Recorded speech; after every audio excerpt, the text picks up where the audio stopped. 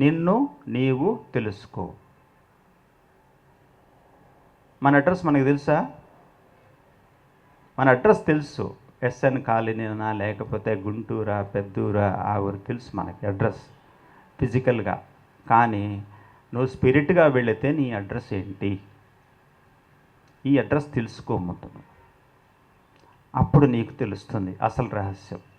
ఆ అడ్రస్ తెలుసుకోవాలంటే ఏ బస్సు ఎక్కాలండి? ఏదైనా బస్సు ఉందా?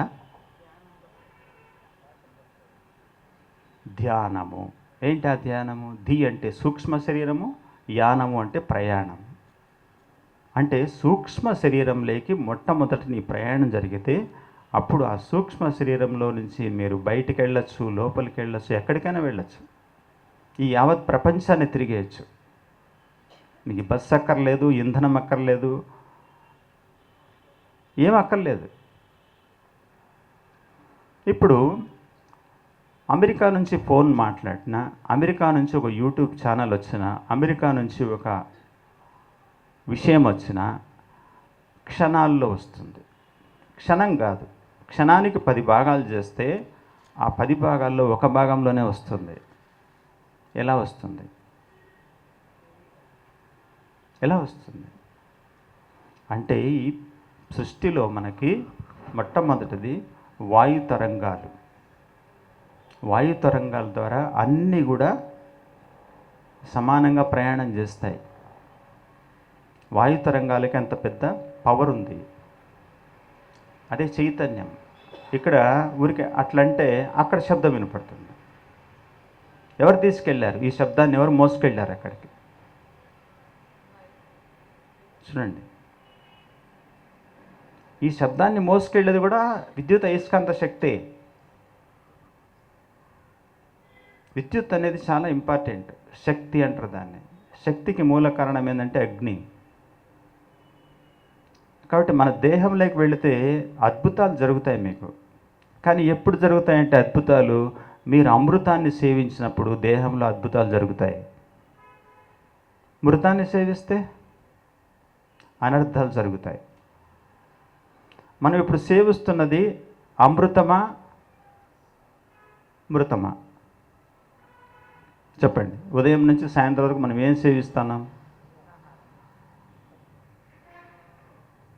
ఇప్పుడు మన దగ్గర ఒక పిడిగడి గింజలు ఉన్నాయండి. ఈ గింజల్ని మీరు ఎన్ని రోజులైనా నిల్వ చేసుకొని ఒక వర్షాకాలంలోనో లేకపోతే ఒక నీటి సహాయంతోనో మీరు ఒక మట్టిలో వేశారనుకోండి, ఏమవుతుంది? మొక్కలు వస్తాయి. అంటే ఏముంది అందులో? జీవం ఉంది. ఇప్పుడు అదే గింజల్ని 2 నిమిషాలు పెనం మీద వేయించి మీరు ఆ భూమిలో వేయండి, ఏమొస్తాయండి? ఏమైనా వస్తాయా? కారణం ఏంటి? జీవం పోయింది. ఆ ఆహారం తిని మనం ఏమవ్వాలనుకుంటున్నాం? జీవించాలని కోరుకుంటున్నాం. చైతన్య రహితమైనటువంటి ఆహారం, చైతన్య రహితమైన ఆహారం అంటే చైతన్యవంతంగా లేనటువంటి పదార్థాలను మనం ఆహారంగా తీసుకొని చైతన్యవంతులుగా జీవించాలని మనము ఆలోచిస్తూ ఉన్నాం. అవునా కాదా? మనకు చైతన్యం వద్దా? పడుకుందామా? నిద్రపోవడానికి తింటున్నాం మనము? లేదు కదా. చైతన్యంగా ఉండాలి, ఉత్సాహంగా ఉండాలి, షార్ప్గా ఉండాలి, ఎంతో ఎక్కువ కాలం జీవించాలి అనేటువంటి ఆలోచన మనకుంది. కానీ ఆ ఆలోచనకు తగిన మార్గం మన దగ్గర లేదు. ఉందా మన దగ్గర మార్గం? తెలుసు చాలామందికి. ఉంటే ప్రయోజనం ఏముంది? నాకు కూడా ఉన్నాయి. అక్కడ జామ పండు కనిపిస్తుంది, తినాలనే కోరుకుంది. కానీ జామ పండు అక్కడే ఉంది, నేను ఇక్కడే ఉన్నాను. ఎలా సాధ్యమవుతుంది కదా? ఎప్పుడు ఇవన్నీ మనం తెలుసుకునే అవకాశం మనకు సృష్టిస్తుంది అంటే మన లోపలికి మనం వెళ్ళినప్పుడు. దానికి మార్గం ఏమీ లేదు. కళ్ళు మూసుకోవాలి, లోపలికి వెళ్ళిపోవాలి. మీ మొత్తం ప్రపంచం లోపలనే ఉంది, కానీ అది సూక్ష్మ రూపంలో ఉంటుంది. మనకు కనపడేదంతా స్థూల ప్రపంచం, మన లోపల ఉన్నదంతా సూక్ష్మ ప్రపంచం. మోక్షం ఎక్కడుంది? సూక్ష్మంలోనా స్థూలంలోనా? సూక్ష్మంలో మోక్షం. అవునా? స్థూలంలో మోక్షం ఉందని ఎవరైనా చెప్పారా? ఎవరు చెప్పలా? సూక్ష్మంలోనే మోక్షం. ఆ సూక్ష్మాన్ని తెలుసుకున్నవాడే యోగి. మనకు దానివైపు రీసెర్చ్ లేదు, సర్వే లేదు, ఏమీ లేదు. సైన్స్ ఎక్కడి నుంచి వచ్చింది? సెన్స్ నుంచి వచ్చింది. ఇది ఒక సెన్సార్, పెద్ద సెన్సార్. ఇది పవర్ఫుల్ సెన్సార్, సుప్రీం సెన్సార్. ఇది దీని ద్వారానే వచ్చింది సైన్స్ అంతా. ఇన్ఫర్మేషన్ టెక్నాలజీ అంటున్నాం మనం ఈరోజు. ఆ వాక్యానికి అర్థం ఏందో చెప్పండి. ఇన్ ఎందుకు వచ్చింది ముందు? In formation of technology. Where is in?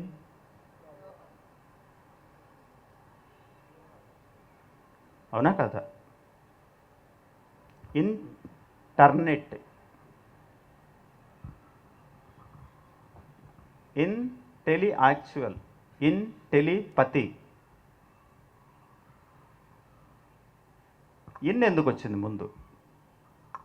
ఎందుకు పెట్టాలి? అవునా కదా?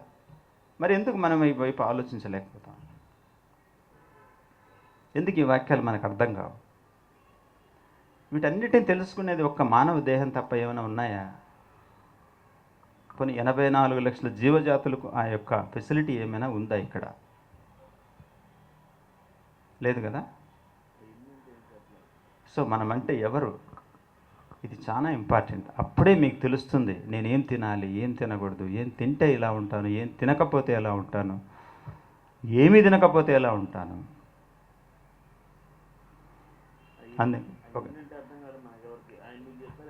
అదే మహాకవి ఒక కవి చెప్తాడు, మనిషి పుట్టినవాడు కారాదు మట్టి బొమ్మ, పట్టుదలే ఉంటే కాగలడు మరో బ్రహ్మ, కృషి ఉంటే మనుషులు ఋషులు అవుతారు, మహాపురుషులు అవుతారు, తరతరాలకు తరగని వెలుగు అవుతారు, ఇలా వేల్పులు అవుతారు.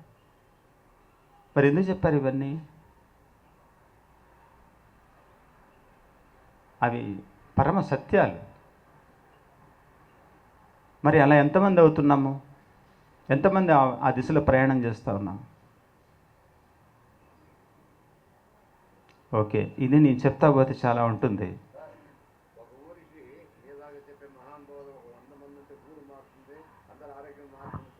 ఆ 100లో మీరు ఒకరు. ఓకే, అక్కడికే వస్తున్నా, ఇక్కడికే వస్తా. చెప్పండి. ఏంటంటే ఆయన మీకు చెప్పాడు, వీళ్ళెవరికి మీరు చెప్పలేదు, చూస్తున్నారు ఇందాకంటే. మీరు ఎక్కడ అడిగిపోతారు, ఆయన మీకు చెప్తే అయిపోయిందా? ఇన్ఫర్మేషన్ అంటే ఏమైనా తెలిసిందా మీకు? మరి ఎందుకు అడగరు, చూస్తూ నిలబడతారా? చెప్పండి అన్న, మీకేమైనా డౌట్ ఉందా? Where is information? Information of technology.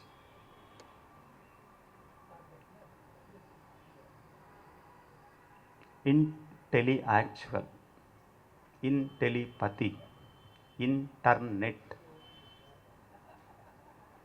ఎందుకు ఆ ఇన్ అంటే బయట ఎక్కడా లేదురా బాబు, నీ లోపలనే ఉంది అని చెప్తామని. ఇన్ అంటే లోపల. మరి మనం ఎక్కడ వెతుకుతున్నాం? ఈ గ్రంథాలన్నీ ఎక్కడి నుంచి వచ్చాయి తెలుసా మీకు? తెలుసు కదా ఎక్కడి నుంచి వచ్చినాయో? గ్రంథుల నుంచి వచ్చాయి. మానవ దేహ గ్రంథుల నుంచే ఈ గ్రంథాలన్నీ వచ్చాయి. మానవ దేహమే లేదనుకోండి, ఈ గ్రంథాలకు రూపం ఉందా? ఈ కుర్చీకి రూపం ఉందా? ఈ సోఫాకు రూపం ఉందా? యావత్ ప్రపంచం సర్వాంగ సుందరంగా తీర్చిదిద్దడానికి రూపం వస్తుందా మానవ దేహం లేకపోతే? మరి ఎవరు దీనికి మూలం? కదా? ఇది ఒక నవశకం, అశ్వర్ధ వృక్షం మానవుడు అంటే. ఒక రెండే పెరుగుతాయి పైకి. ఒకటి కల్పవృక్షము, రెండు అశ్వర్థ వృక్షం. కల్పవృక్షము అంటే ఆహారాన్ని ఇస్తుంది, అశ్వర్థ వృక్షము అంటే ఈ ప్రపంచంలో సంచరించి అన్నిటినీ తెలుసుకుంటుంది. కాబట్టి ఇది మనకు అవసరం లేదు. దీని గురించి తెలుసుకున్నటువంటి ఎంతో గొప్ప గొప్ప మహానుభావులు, మహాత్ములు ఇలాంటి గ్రంథాలు మనకు ఇచ్చారు. ఈరోజు ఒకసారి మీరు గుర్తు చేసుకోండి అని. ఒక అద్దం మనకేం చూపిస్తుందండి? మన మన ముఖాన్ని, మన శరీరాన్ని మనకు చూపిస్తుంది. మనం అద్దం వెనకలు ఉన్నామా, ముందున్నామా? కానీ అద్దం ఎక్కడ చూపిస్తుంది? వెనకలు చూపిస్తుంది కదా. అద్దం ముందు నిలుచుకుంటే మనం ఆ అద్దానికి వెనకలు ఉన్నట్టు చూపిస్తుంది, అవునా కదా? ఒక పుస్తకం ఏం చూపిస్తుంది మీకు? మీ ప్రతిబింబమే చూపించింది అద్దం. ఇప్పుడు పుస్తకం ఏం చూపిస్తుంది? మీ మస్తిష్కాన్ని చూపిస్తుంది. ఆ మస్తిష్కానికి మనం క్లాప్స్ కొట్టాలి. ఎందుకంటే ప్రతిబింబం ఎలా అయితే మనకు గోచరించిందో ఇది నువ్వే, నేను కాదు నువ్వే అని చెప్తా ఉంది ఇది అద్దం. పుస్తకం ఏం చెప్తా ఉంది? నీ మస్తిష్కాన్ని మేలుకొలుపుతుంది. ఇది కూడా నీవే అంటుంది. ఇది కూడా నువ్వు, నీ నుంచి వచ్చింది. ఇది కూడా నువ్వు ఈ నిలబడితే ఎలా అయితే నీ రూపం ఇక్కడ కనిపిస్తుందో ఇది కూడా నువ్వు సృష్టించుకున్నదే. ఒకసారి నీలోకి నువ్వు వెళ్ళు. ఇలాంటి గ్రంథాలు ఎన్నో బయటకు వస్తాయి రావా? మరి ఓకే, ఇది ఇంతటితో స్టాప్ చేస్తాం. ఇప్పుడు మనమందరం శాకాహారులమా, మాంసాహారులమా? చిన్న టాపిక్, ఎందుకంటే మీకు క్లారిటీ ఇచ్చేస్తా, మీ నోటితో మీరే చెప్పేస్తారు. ఇప్పుడు మనము ఇందాక టీటీడీ కళ్యాణ మండపం ఒకటి ఓపెన్ అయ్యింది అక్కడ. దాని ముందర ఏమున్నాయి తెలుసా మీకు? రోడ్డు మీద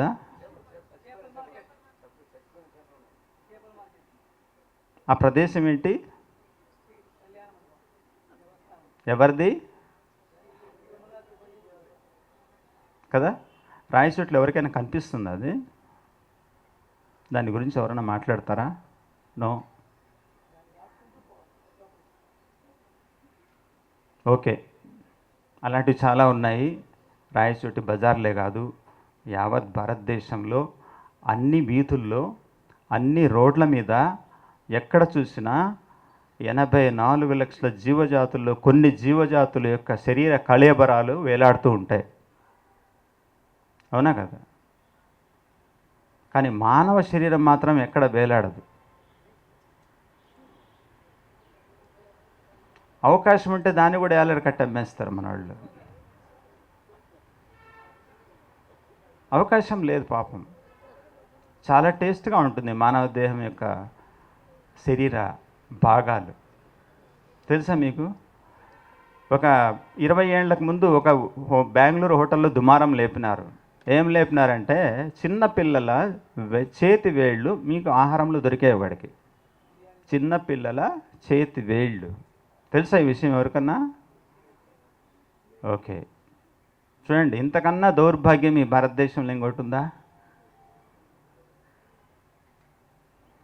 సో మటన్ మార్కెట్కి ఎవరు పోతారండి? ఇంట్లో ఆడవాళ్ళ, మగవాళ్ళ?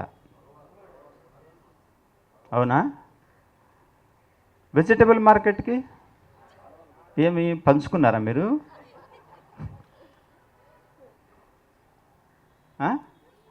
ఫిష్ మార్కెట్కి మగవాళ్ళు, చికెన్ మార్కెట్కి మగవాళ్ళు, మిల్క్ మార్కెట్కి మగవాళ్ళు, వెజిటేబుల్ మార్కెట్కి లేడీసు, ఆడవాళ్ళు, ఫ్రూట్ మార్కెట్కి ఆడవాళ్ళు. ఎందుకు పంచుకున్నారు మీరు? తెలుసా మీకేమైనా? దీంట్లో ఉన్న అంతరార్థం తెలుసా? ఓకే, ఇప్పుడు మగవాళ్ళకు వచ్చిన ప్రశ్న ఇస్తాను నేను. మాంసాహారం కొట్టు దగ్గరికి వెళ్ళి మీరు ఎంత దూరంలో నిలబడుకొని మాంసాన్ని సెలెక్ట్ చేస్తారు? చెప్పండి. దగ్గరికి వెళ్ళి ఈ మొక్క బాగుంది, ఈ మొక్క బాగుంది అని సెలెక్ట్ చేస్తారా? ఒకవేళ ఆయన కొట్టేటప్పుడు మీకు రక్తం మరక ఎగిరి మీ బట్టల మీద పడింది అనుకోండి, ఎలా ఉంటుందండి మీ ఫీలింగు? ఎలా ఉంటుంది?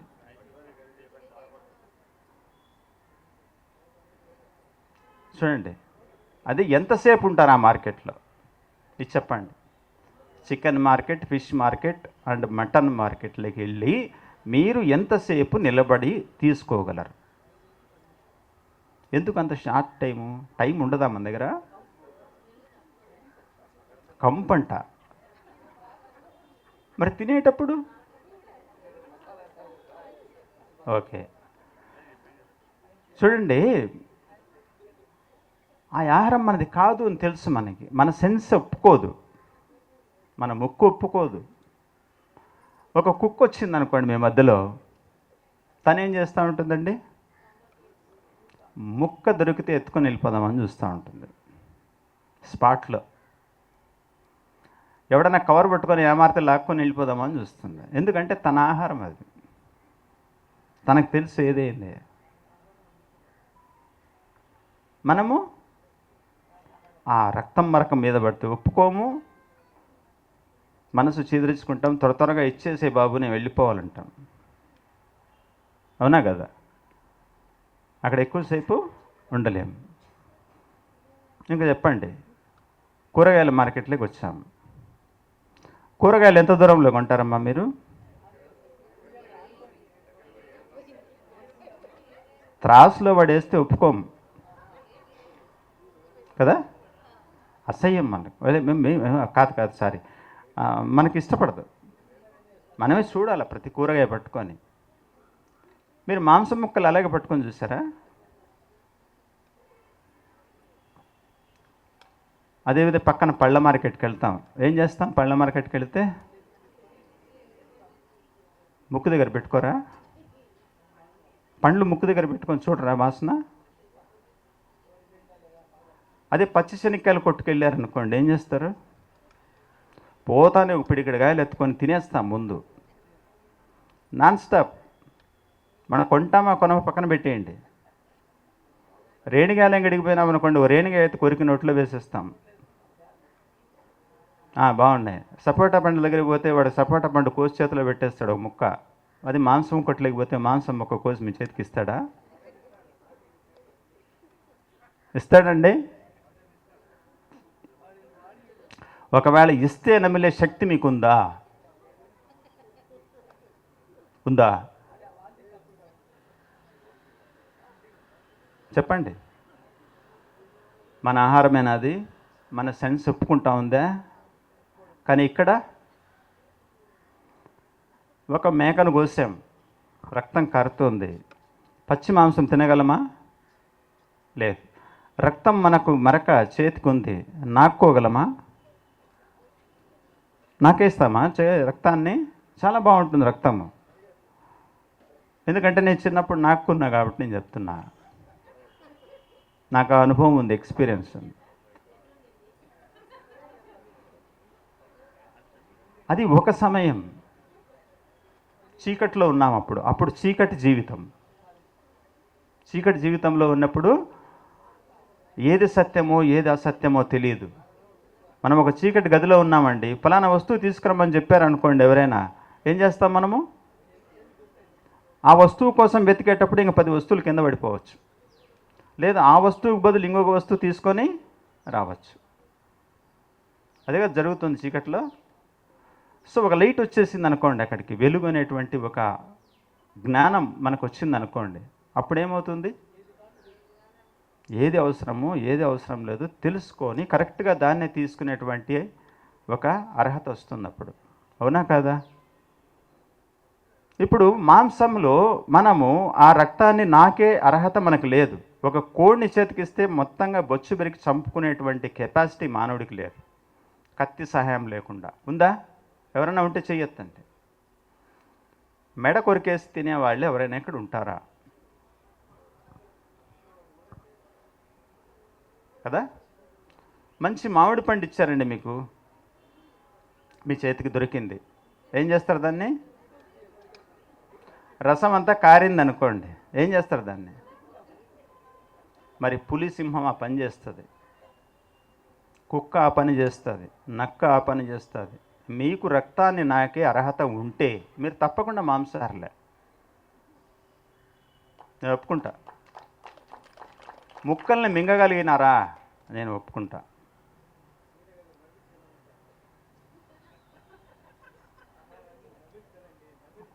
ఒకటి గుర్తుపెట్టుకోండి, 84 లక్షల జీవజాతుల్లో 2 రకాల జీవులు ఉన్నాయి. 2 రకాల జీవులు ఏంటివి అవి? చర అచర జీవరాశులు అంటే 2 ఉన్నాయి. చర అచర అంటే ఏంటి? చరించేటివి, చరించనివి. నడిచేటువంటి జీవులు ఉన్నాయి, నడవకుండా ఉన్నటువంటి జీవులు కొన్ని ఉన్నాయి. చెట్లు, ఖనిజాలు, ఇంకా. కానీ ఈ నడిచేటువంటి జీవుల్లో 2 రకాలు ఉన్నాయి, నడవనటువంటి జీవుల్లో 2 రకాలు ఉన్నాయి. ఏంటివండి అవి? నడిచే వాటిల్లో 2 రకాలు ఏంటివి? నిశాచరులు, దినచరులు. నిశాచరులు, దినచరులు. నిశాచరులు అంటే ఎవరు? దినచరులు అంటే ఎవరు? నిశాచరి అని ఎందుకు వచ్చింది పేరు? నిషేధించబడిన సమయంలో తిరిగే వాటిని నిశాచరులు అంటారు. దినచరులు అంటే పగలు మాత్రమే తిరిగేటువంటి జంతువుల్ని దినచరులు అంటారు. ఈ పగలు మాత్రమే తింటాయి. కానీ ఇంకొక రహస్యం చెప్తాను మీకు. ఈ దినచరులకు మాత్రము పగలు మాత్రమే కళ్ళు కనిపిస్తాయి. వెలుగులోనే చూపు ఉంటుంది. వెలుగు లేకుంటే చూపు ఉండదు. నిశాచరులకి వెలుగులోనూ ఉంటుంది, చీకట్లోనూ ఉంటుంది. తెలుసా ఈ విషయం మీకు? ఓకే. నాట్ ఓన్లీ గబ్బిలాలు, కుక్క, నక్క, పిల్లి, బల్లి, దోమ మీ ఇంట్లోనే ఉన్నాయి. వాటికి చూపు ఉంది రాత్రిపూట. ఎస్. పులి, సింహము, నక్క, ఇవన్నీ కూడా ఈ జంతువుల శరీర నిర్మాణాలు తెలుసా మీకు? శరీర నిర్మాణాలు ఎలా జరిగాయి, ఎందుకు ఇవన్నీ ఇవి తినగలుగుతున్నాయి, ఎందుకు ఇవి తినలేకపోతూ ఉన్నాయి చెప్పమంటారా సబ్జెక్టు? లేకపోతే మానేసి ఫుడ్ గురించే చెప్పండి సార్ అంటారా? నేను దేనికైనా రెడీ. ఓకేనా? నిశాచరులకి లోపల ఉన్నటువంటి గొంతు దగ్గర నుంచి మలద్వారం వరకు ప్రేగు 2.5 మీటరే ఉంటుంది. తెలుసా ఈ విషయం మీకు? చాలామందికి తెలిసే ఉంటుంది. దినచరులకి గొంతు దగ్గర నుంచి మలద్వారం వరకు 7.5 మీటర్ ఉంటుంది. ఎంతమందికి తెలుసు? ఎందుకు అలా ఉంది? దినచరులకు ఎందుకు ఇలా ఉంది, నిశాచరులకు ఎందుకు అలా ఉంది తెలియదా? తెలియదు. దినచరులకి 5 విసర్జక అవయవాలు ఉన్నాయి, నిశాచరులకి 4 విసర్జక అవయవాలు ఉన్నాయి. ఏంటివి అవి?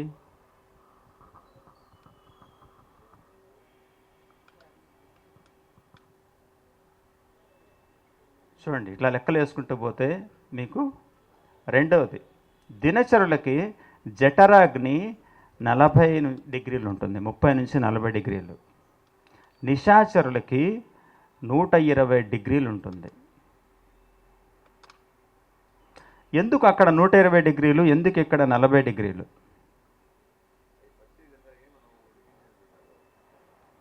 నూట 120 డిగ్రీలు ఎందుకు ఉంటుందంటే పవర్ఫుల్ యాసిడ్ అది. మనం ప్రెషర్ కుక్కర్లో పెట్టి ఉడికిస్తాం కదా, ఆ వేడి కావాలని ఆ వేడిలోనే ఉడుకుతాయి కదా, ఆ విధంగా దాని శరీర నిర్మాణంలోనే ఉంది.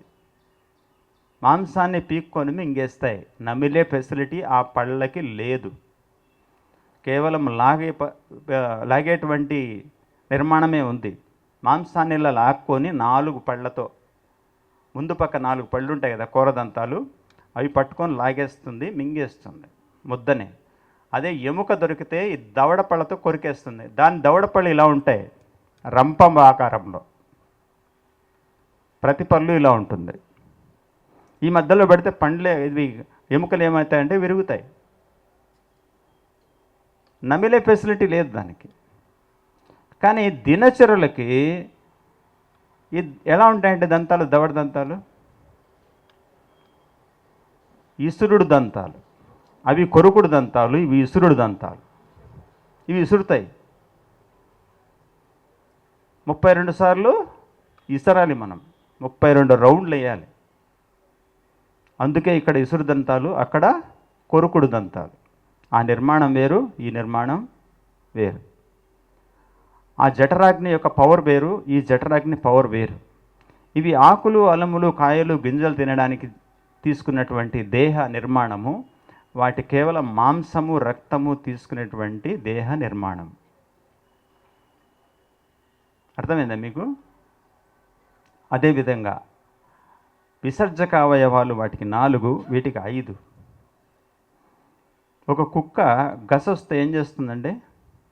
పరిగెత్తితే 1 కిలోమీటర్ పరిగెత్తే అయిపోయింది దానికి అక్కడికి. 4 కిలోమీటర్లు పరిగెత్తమనండి ఏకదాటిగా, ఇంపాసిబుల్.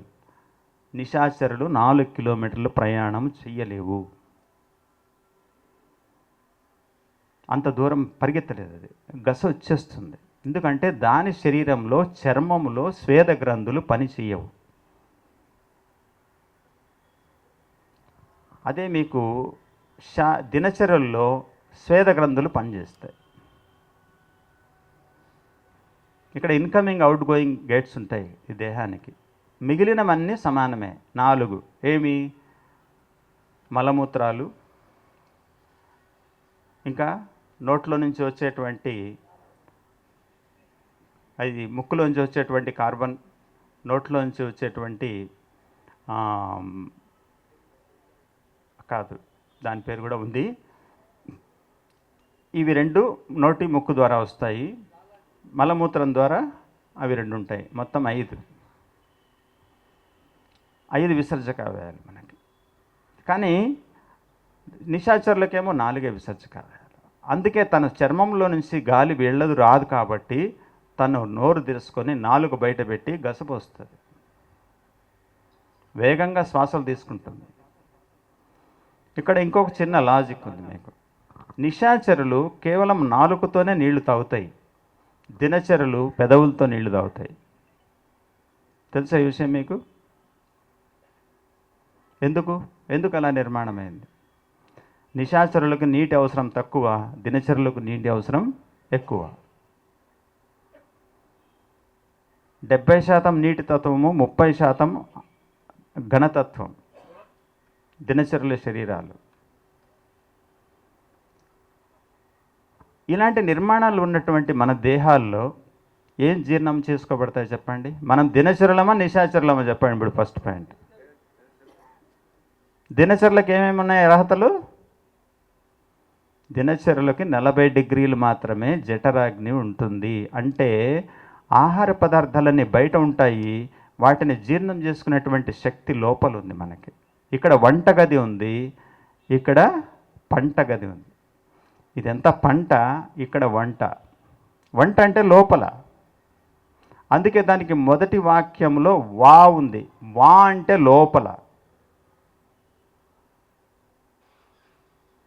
పంట బయట. పంటలు బయట, వంటలు లోపల. ఎందుకంటే వంట లోపల ఎందుకు వచ్చింది 84 లక్షల జీవజాతుల కంటే? అది సరిగ్గా ఆ పంటల్ని 40 డిగ్రీల్లోనే ఉడికించుకుంటుంది. 40 డిగ్రీల్లో పచనం చేసుకొని అది శరీరానికి కావాల్సినటువంటి అన్ని పోషక విలువల్ని శరీరానికి ఇచ్చుకుంటుంది. కానీ మనం ఏం చేస్తున్నాము? ఆ మంట బయట పెట్టి 120 డిగ్రీల్లో ఉడికించి ఆ ఆహారాన్ని లోపలికి పంపిస్తాము. తప్పులేదు. ఎందుకంటే ఇక్కడ మనము ఆయుర్వేదంలో ఇది ముందు నుంచి మధ్యలో జాయిన్ అయ్యింది అది. కానీ అక్కడ ఏం చెప్పారు ఆయుర్వేద ఋషులు తెలుసా మీకు? మొట్టమొదట ఇందాక ఆయన అల్యూమినియం పాత్ర గురించి చెప్పారు. మొట్టమొదట వచ్చినటువంటి అత్యంత ఉత్తమమైనటువంటి ప్రథమమైనటువంటి వెజల్ ఏదో చెప్పండి, పాత్ర? మట్టి పాత్ర. లోహపు పాత్రలు కాదు, మట్టి పాత్రలు. ఎందుకు మట్టి పాత్రలు పెట్టారు మన యొక్క ద్రష్టలు?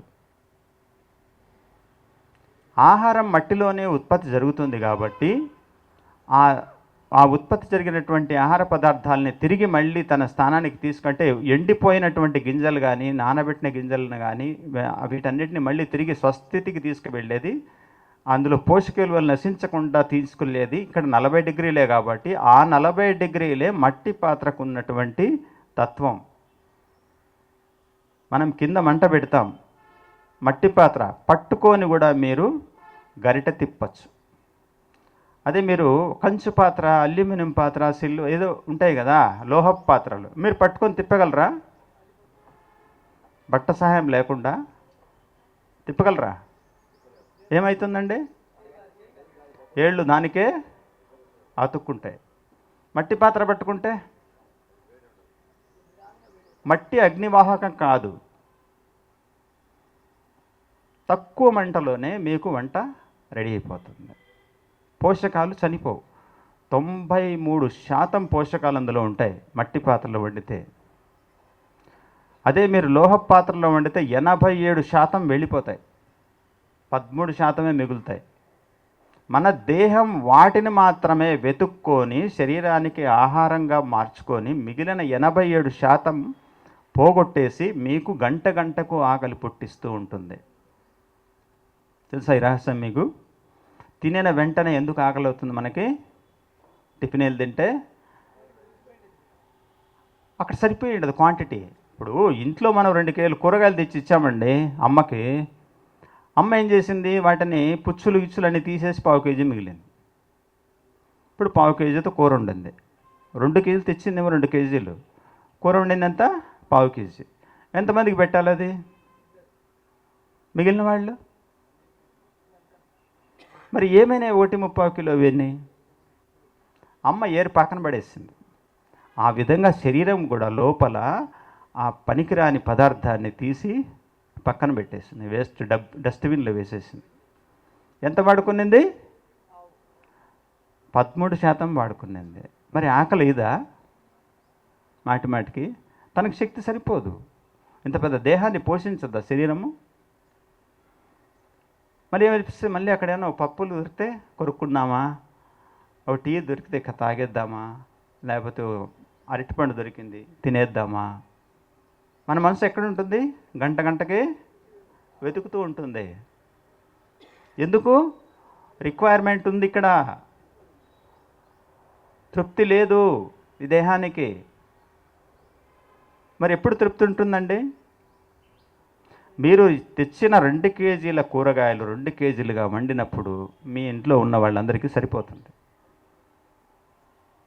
అవునా కదా? దాంట్లో ఏరి పడేస్తే, డస్ట్బిన్లో వేస్తే సరిపోదు, వెతుకుతుంది మళ్ళీ పెట్టు. అంటే ఇక్కడ మళ్ళీ ఇంకోటి ఏంటంటే దీనికి కాలుష్య సహితమైన ఆహారం ఇది. ఇందులో కాలుష్యం ఎక్కువ ఉంది. ఈ కాలుష్యాన్ని నివారించుకోవడానికి మన దేహము, మన శరీరం ప్రాణవాయువును వెతుకుతుంది. ఎందుకు వెతుకుతుందంటే నా లోపల కాలుష్యం ఉంది, ఈ కాలుష్యాన్ని నేను బయటకు పంపించుకోవాలంటే నాకు స్వచ్ఛమైన ప్రాణవాయువు కావాలి, కాబట్టి నువ్వు కాసేపు పడుకుంటే నా పని నేను చేసుకుంటానని చెప్తుంది. ఏం చెప్తుంది? నువ్వు కాసేపు పడుకుంటే, నువ్వు లేకపోతే ఆ మాట ఈ మాట చెప్తా అక్కడ ఎక్కడ తిరుగుతున్నా సరిపోదు ఈ చెత్తను బయటికి పంపుకోవడానికి. కాబట్టి ఈ చెత్తను బయట పంపుకొని నేను ఏం చేయాలి? ఫస్ట్ నువ్వు పడుకో, నేను కావాల్సినంత శ్వాసలు తీసుకుంటా, ఈ ఆహారాన్ని నేను జీర్ణం అయిపోయిన తర్వాత అప్పుడు నేను లేపుతా, అప్పుడు నువ్వు లే. అంటే అప్పుడు కాళ్ళలో ఉండేటువంటి కణాలు, చేతుల్లో ఉండేటువంటి కణాలు, తలలో ఉన్నటువంటి బ్రెయిన్ సెల్స్ ఇవన్నీ కూడా వెళ్ళి ఆహారం మీద యుద్ధ ప్రాతిపదికన ఆహారాన్ని జీర్ణం చేస్తాయి. చేసేసి అవి చేసినప్పుడు ఏమవుతుందంటే మీ కాళ్ళు, చేతులు, కళ్ళు అన్నీ చచ్చిపడిపోతాయి ఆటోమేటిక్గా. మీకు వచ్చేస్తే నిద్ర, పడుకొని నిద్రపోతాం. తినిన తర్వాత కాసేపు పండుకోవాలండి, లేకపోతే నా వల్ల కాదండి అంటారు చాలామంది. కారణం ఏంటి? మీరు తిన్న ఆహారంలో కాలుష్యం ఎక్కువ ఉంది కాబట్టి మీ శరీరము లోపల మీకు అన్నిటికీ ఇన్ఫర్మేషన్ పంపించి ఎక్కడెక్కడ విధుల్లో ఉండేవాళ్ళందరినీ దగ్గరికి తీసుకొని ముందు ఈ చెత్తను ఖాళీ చేయండి, లేకపోతే ఇది కుళ్ళిపోతుంది అని చెప్పి మీకు ఇన్ఫామ్ చేస్తుంది. ఆ చెత్తను కడిగేసిన తర్వాత మళ్ళీ ఎవరెవరి విధుల్లోకి వాళ్ళు వెళ్ళిపోతారు. అప్పుడు లేస్తాయి కాళ్ళు, చేతులు, కళ్ళు, మొహం అంతా కూడా లేచి, అప్పుడు లేచి అబ్బా చాలా బాగుంది అని ముఖం కడుక్కొని కాఫీ ఏమైనా ఉందా, ఇడ్లీ ఏమైనా ఉందా అంటుంది మళ్ళీ. ఖాళీ అయిపోయింది ఇక్కడ కదా. ఇది పరిస్థితి. మనకెందుకు ఆకలి అవుతుంది గంట గంటకి? మనం తింటున్నది కాలుష్యరహితమైన ఆహారం కాదు. మరి ఇంత కాలుష్యాన్ని మనం రోజు తీసుకొని శ్వాసలు ఎన్ని తీసుకుంటే సరిపోతుంది శరీరానికి? మీకు సింపుల్గా అర్థమైపోయి ఉండాలి ఇప్పటికే. ఉడికిన ఆహారాలకు ఉన్న తేడా ఏంటి, ఉడకని దానికి ఉన్న తేడా ఏంటి. ఇంకా మనము దేవుడు అంటే ఎంతమందికి భయం అండి ఇక్కడ చెప్పండి? దేవుడు అంటే ఎంతమందికి భయం? ఎంతమంది పూజలు చేస్తాం మనం? ఎందుకు చేస్తాం చెప్పండి? ఎందుకు దేవుడు అంటే భయం? తిరుమల కొండకు పోతే ఎలా ఉండుతాం? అసలు సాయిబాబా గుళ్ళేకి వస్తేనే అమ్మ ఈరోజు మాంసం తిన్నామండి మేము లోపలికి రాము, ఆ గేటు కూడా దాటి లోపలికి రామట్లే వెళ్ళిపోతాం. గుడిదారులను కూడా రాము, ఎవరన్నా పిలిస్తే మళ్ళీ లోపలికి వస్తుందని వెళ్ళాల్సి వస్తుందని అట్లా పోతాం, ఒకవేళ మనం ఈ కాలనీలో ఉన్నా కూడా. ఎందుకు? ఒక్కరు చెప్పండి ఆన్సర్ ప్లీజ్. అందరికీ తెలుసు కదా మాంసం తింటే గుడికి వెళ్ళమని. ఎందుకు వెళ్ళం? ఏమన్నా గుడిలో దేవుడు వద్దన్నాడా? బాబా ఎప్పుడన్నా వద్దన్నాడా? అరే బాబు నువ్వు ఈరోజు ఆ పని చేసావు, నువ్వు లోపలికి రావద్దన్నాడా? మీకేమైనా బయట బోర్డు పెట్టారా మాంసం తిన్న వాళ్ళు లోపలికి రాకూడదు అని? ఏమైనా పెట్టారా? ఏమైనా పెట్టారా సార్? మీ మనసు పెట్టింది. Very good. ఇప్పుడు మాంసాహారం తిన్నాము, గుళ్ళేకి వెళ్ళాం, గుళ్ళో దేవుడు ఉన్నాడని మనకు తెలుసు. మీ ఇళ్ళల్లో ఎవరి ఇళ్ళల్లోనో ఇది దేవుని రూమ్ ఉందమ్మా? ఉందా? ఎక్కడ ఉంటుంది అది? ఉందా అని అడుగుతున్నా. ఇప్పుడు మాంసం తినేవాళ్లే కదా చాలామంది ఉన్నారు కదా ఈ భూమి మీద, వాళ్ళ ఇళ్ళల్లో దేవుడి గది ఉందా లేదా అని అడుగుతున్నా. ఎక్కడ ఉంటుంది? కిచెన్ పక్కనే దేవుడి గది ఉంటుంది. ఇప్పుడు ఆ దేవుడు ఒరిజినలా, ఈ దేవుడు ఒరిజినలా? ఎక్కడ ఒరిజినల్? తిరుపతిలో ఉండే ఆయన ఒరిజినలా? సాయిబాబా టెంపుల్లో ఉండే ఆయన ఒరిజినలా? లేకపోతే మన ఇంట్లో ఉండే ఆయన కూడా ఒరిజినలా? ఎవరు? నేను అడిగింది మన మనసుల గురించి అడగట్లేదు. ఎవరు ఒరిజినల్? ఎందుకు నీకు గుళ్ళకి ఎందుకు భయము, దేవుడు అంటే ఎందుకు భయం అనే దానికి సమాధానం ఇది. మన ఇంట్లో ఉన్న దేవుని గది ఒరిజినల్లా డూప్లికేటా? దేనికి సమాధానం కావాలి నాకు చెప్పండి. డూప్లికేట్ అయితే డూప్లికేట్ అనండి, ఒరిజినల్ అయితే ఒరిజినల్ అని చెప్పండి. ఒరిజినల్నా చెప్పండి. ఒరిజినల్ అనేవాళ్ళు ఎంతమంది చెయ్యొద్దండి పైకి?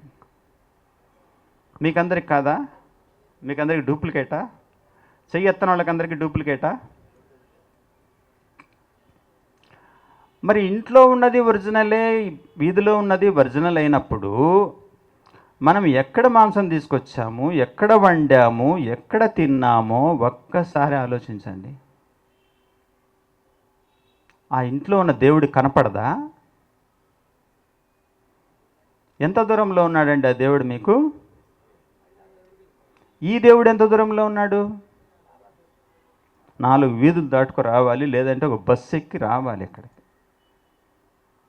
మరి ఎక్కడ? అందరూ ఒకే గదిలోనే కదా ఉన్నారు. ఇప్పుడు నిజంగా దేవాలయానికి వస్తేనే మన మనసుకు శాంతి కావాలన్నా, దేవాలయం లాంటి ఇల్లు మనకుంటే మనశ్శాంతిగా ఉండాలన్నా ఎలా ఉండాలి? మనము నివసించే ప్రదేశము నిత్యము మనకు దేవాలయంలాగా ఉంటే బాగుంటుందా, లేదా సంవత్సరానికో 6 నెలలకో తీర్థయాత్రలకో వెళ్ళి అక్కడ మనస్సుని తృప్తిపరచుకొని వచ్చేటువంటి దేవాలయం మనకు కావాలా? ఏది కావాలండి? ఏది నిజమైన దేవాలయం? ఇదే మన నివాసమా? ఏది అలా ఉంటే బాగుంటుందో ఒక్కసారి మీ నోటి నుంచి చెప్తే. ఏది ఉండాలి అలా? మన నివాసం అలా ఉండాలనా, లేదు దేవాలయం అలా ఉండాలా? ఎలా ఉంటే మన నివాసం దేవాలయంలాగా ఉంటే అందరూ దేవుళ్ళలాగా ప్రవర్తిస్తారు. మన నివాసాన్ని ఒక ఏమని పిలవాలో నాకు తెలియదు. క్రూరతత్వంతో మన ఇంట్లో మన ఇల్లు పెట్టుకొని మనము రాక్షసత్వంగా మనం ప్రవర్తిస్తూ ఉంటే ఇళ్లల్లో, దేవుడు ఉన్నాడు అక్కడ కూడా, ఇక్కడ కూడా ఉన్నాడు. ఇక్కడికి వచ్చినప్పుడు కొద్దిసేపు మాత్రం 5 మినిట్సే కదా అని ఇక్కడికి వెళ్ళి ఏదో మనసు తృప్తి చెందిపోయినట్లు ఫీల్ అయిపోయి బొట్టు పెట్టేసుకొని పూలు పెట్టేసుకొని వెళ్ళిపోతే అది దాని భక్తి అనాలా, లేకపోతే ముక్తి అనాలా, లేకపోతే రక్తి అనాలనా, లేకపోతే ఏం పేరు పెట్టి పిలవాలో నాకైతే తెలియదు. చెప్పండి.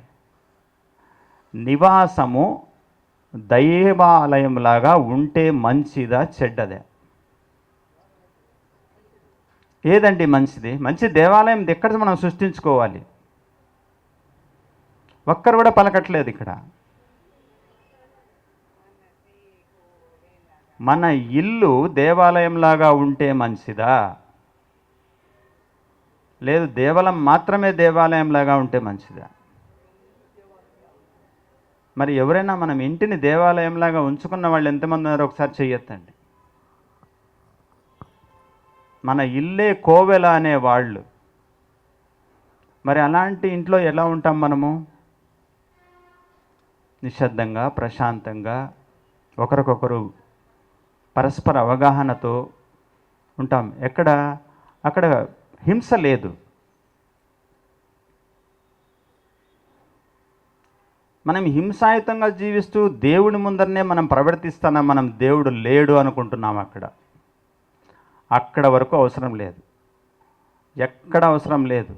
నాలోనే దేవుడు ఉన్నాడని తెలుసుకుంటేనే ఆ మానవుడు ఎప్పటికైనా ఒక అద్భుతమైనటువంటి జీవితాన్ని గడపగలడు.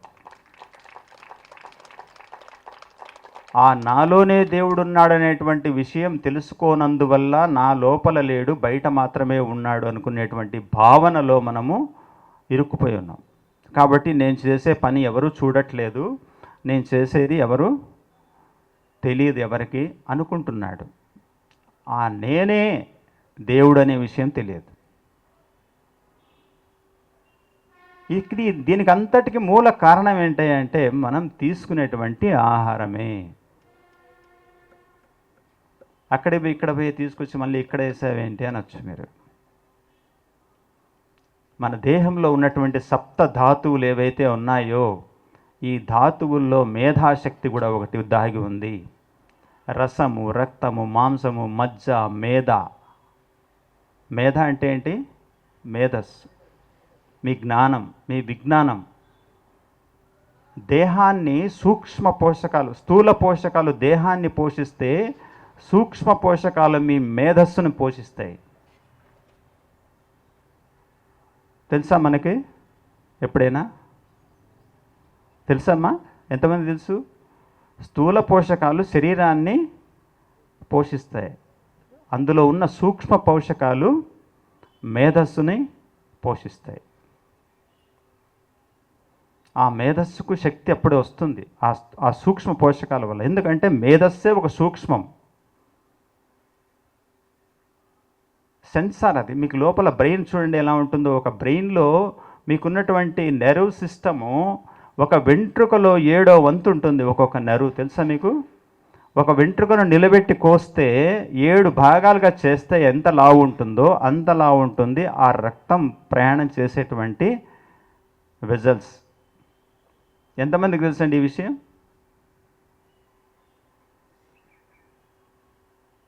మరి అలాంటి మేధస్సు ఒక మేధావి కావాలన్నా, ఒక ద్రష్ట కావాలన్నా, ఒక ఋషి కావాలన్నా, ఆ మేధస్సు రావాలి అంటే మనం తీసుకునేటువంటి ముడి ఆహారం, మనం ఏదైతే తింటున్నామో, ఏది తినాలనో ఏది తినకూడదో తెలుసుకొని సరిగ్గా దానికి ఇవ్వగలిగితే ఆ మేధస్సు యొక్క ఆ శక్తి, దానికి ఉన్నటువంటి ఒక వినయము, విజ్ఞానము, వివేకం, ఇవన్నీ కూడా అక్కడ జోడించబడతాయి. మరి రసము, రక్తము, మాంసము, మజ్జ, మేధ, అస్థి, శుక్రశోణిత, ఇవన్నీ కూడా దేహ నిర్మాణానికి కావాల్సినటువంటి ముడిసరుకులు. ఈ ముడిసరుకులను సరైన మార్గంలో ఇచ్చి నిన్న 2 మాటలు చెప్పాడు డాక్టర్ గారు, మీకు గుర్తుందా? ఈ దేహానికి ముఖద్వారానికి, దేహం అనేటువంటి ముఖద్వారానికి ఒకే ఒక ద్వారం ఉంది. ఏంటండి అది? నోరు. నోటిలో నుంచి బయటకు వచ్చిన మాట నోటి లోపల గొంతు దాటినటువంటి ఆహారం. ఇవి రెండు ఏమాత్రం తప్పినా ఒకటి శరీరానికి అంతరాయం కలుగుతుంది, రెండు గౌరవానికి అంతరాయం కలుగుతుంది. కలుగుతుందా లేదా? మరి మనం ఆచరించాలా వద్దా? తెలుసుకోవాలా వద్దా? ఇప్పుడు చెప్పండి, మనం శాకాహారులమా మాంసాహారులమా? ఒక్క మాటలో చెప్పండి. ఎవరైనా సరే మనకి ఎక్కడ అర్హత ఉంది? మన ఇల్లు దేవాలయంలాగా పెట్టుకుందామా, లేదా ఒక క్రూర జంతువుల యొక్క ఇదిలాగా పెట్టుకుందామా? దుర్మార్గులు నివసించేటువంటి ప్రదేశంగా పెట్టుకుందామా? ఇంట్లో అందరూ దుర్మార్గులనే మనం ప్రవర్తిస్తాం. ఎవరితో మాట్లాడినా కోపమే. చూడండి, కోపము ఎవరికి వస్తుందో, ఇప్పుడు మీకు ఒక వాక్యం తెలియాలి, తన కోపమే తన శత్రువు, తన శాంతమే తనకు రక్ష. విన్నారా ఈ వాక్యం ఎప్పుడన్నా? తన కోపమే తనకు శత్రువు అంట. అంటే శత్రువు అంటే ఏంటి? మృత్యువుతో సమానమైంది.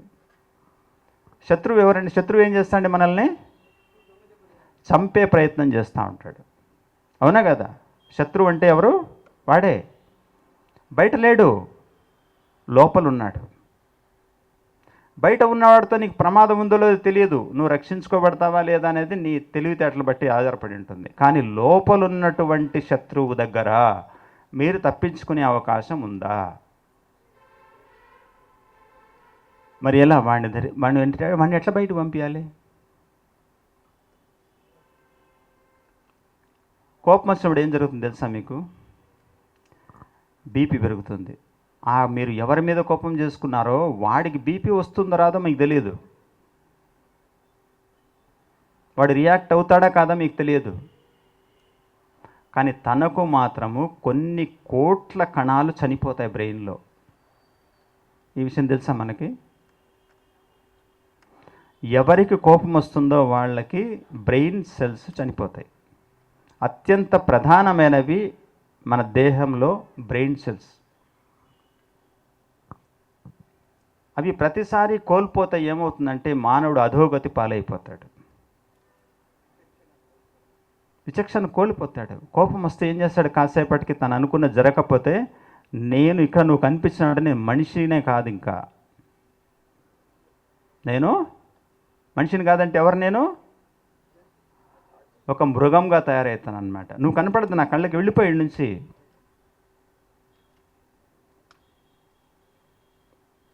నేను మనిషిని కాదు మళ్ళా అంటున్నామా లేదా? కారణం మనలో ఉన్నటువంటి క్రూరత్వము. ఆ క్రూరత్వం ఎక్కడ దాగింది? మేధస్సులో దాగింది. ఆ మేధస్సే మాట్లాడుతుంది ఇక్కడ. మరి దీన్ని నిర్మూలించాలంటే దేన్ని నిర్మూలించాలనే మన దేహ నిర్మాణాన్ని పర్ఫెక్ట్గా తయారు చేసుకోవాలి. మన నిర్మాణంలో లోపలుంటే దేన్నైనా నిర్మూలించవచ్చు. ఒకవేళ ఎలాంటి లోపాలు ఉన్నా కానీ, లోపాలు లోపాలు లోపాలు అంటున్నాం. ఎక్కడున్నాయి అవన్నీ?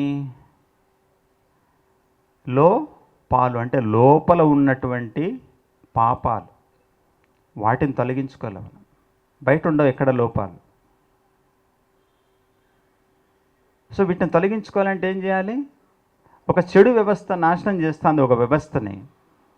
ఆ వ్యవస్థని తిరిగి మళ్ళీ కాపాడుకోవాలంటే ఏం చేయాలి? అక్కడ ఒక గొప్ప వ్యవస్థని అక్కడ పునరుద్ధరింప చేయాలి.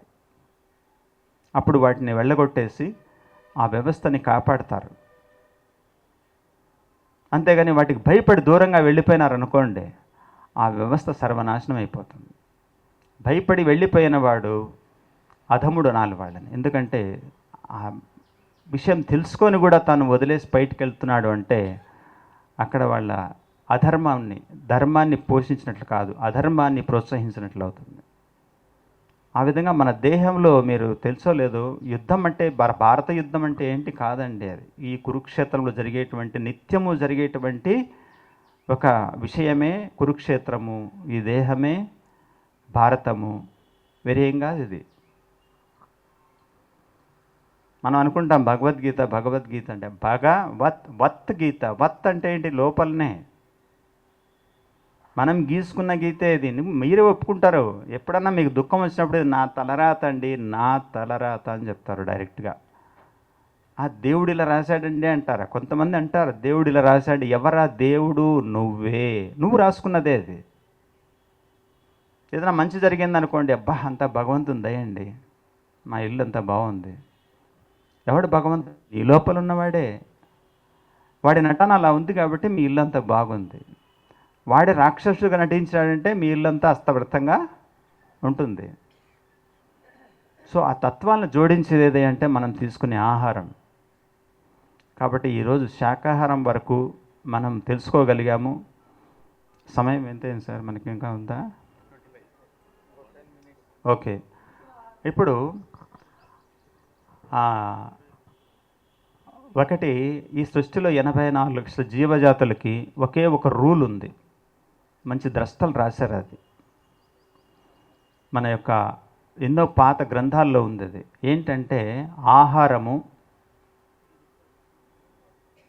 నిద్ర, భయము, మైథునం, ఈ 84 లక్షల జీవజాతులకు కూడా ఒకే రూల్.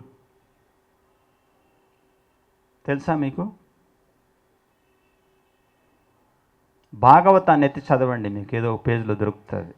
అంటే ఒక్కొక్కరు ఒక చోట రాసింటారు. ఆహారము, నిద్ర, భయము, మైథునం, ఈ 4 మానవ జాతికైనా మిగిలిన 84 లక్షల జీవజాతులకైనా ఒకటే రూల్. దేని ఆహారం అదే తినాలి, దేని వ్యవహారం అదే చెయ్యాలి. ఏది ఎంతసేపు నిద్రపోవాలని, ఏ సమయంలో నిద్రపోవాలని ఆ సమయంలో నిద్రపోవాలి. సృష్టి కార్యానికి మాత్రమే మైథునం చేయాలి.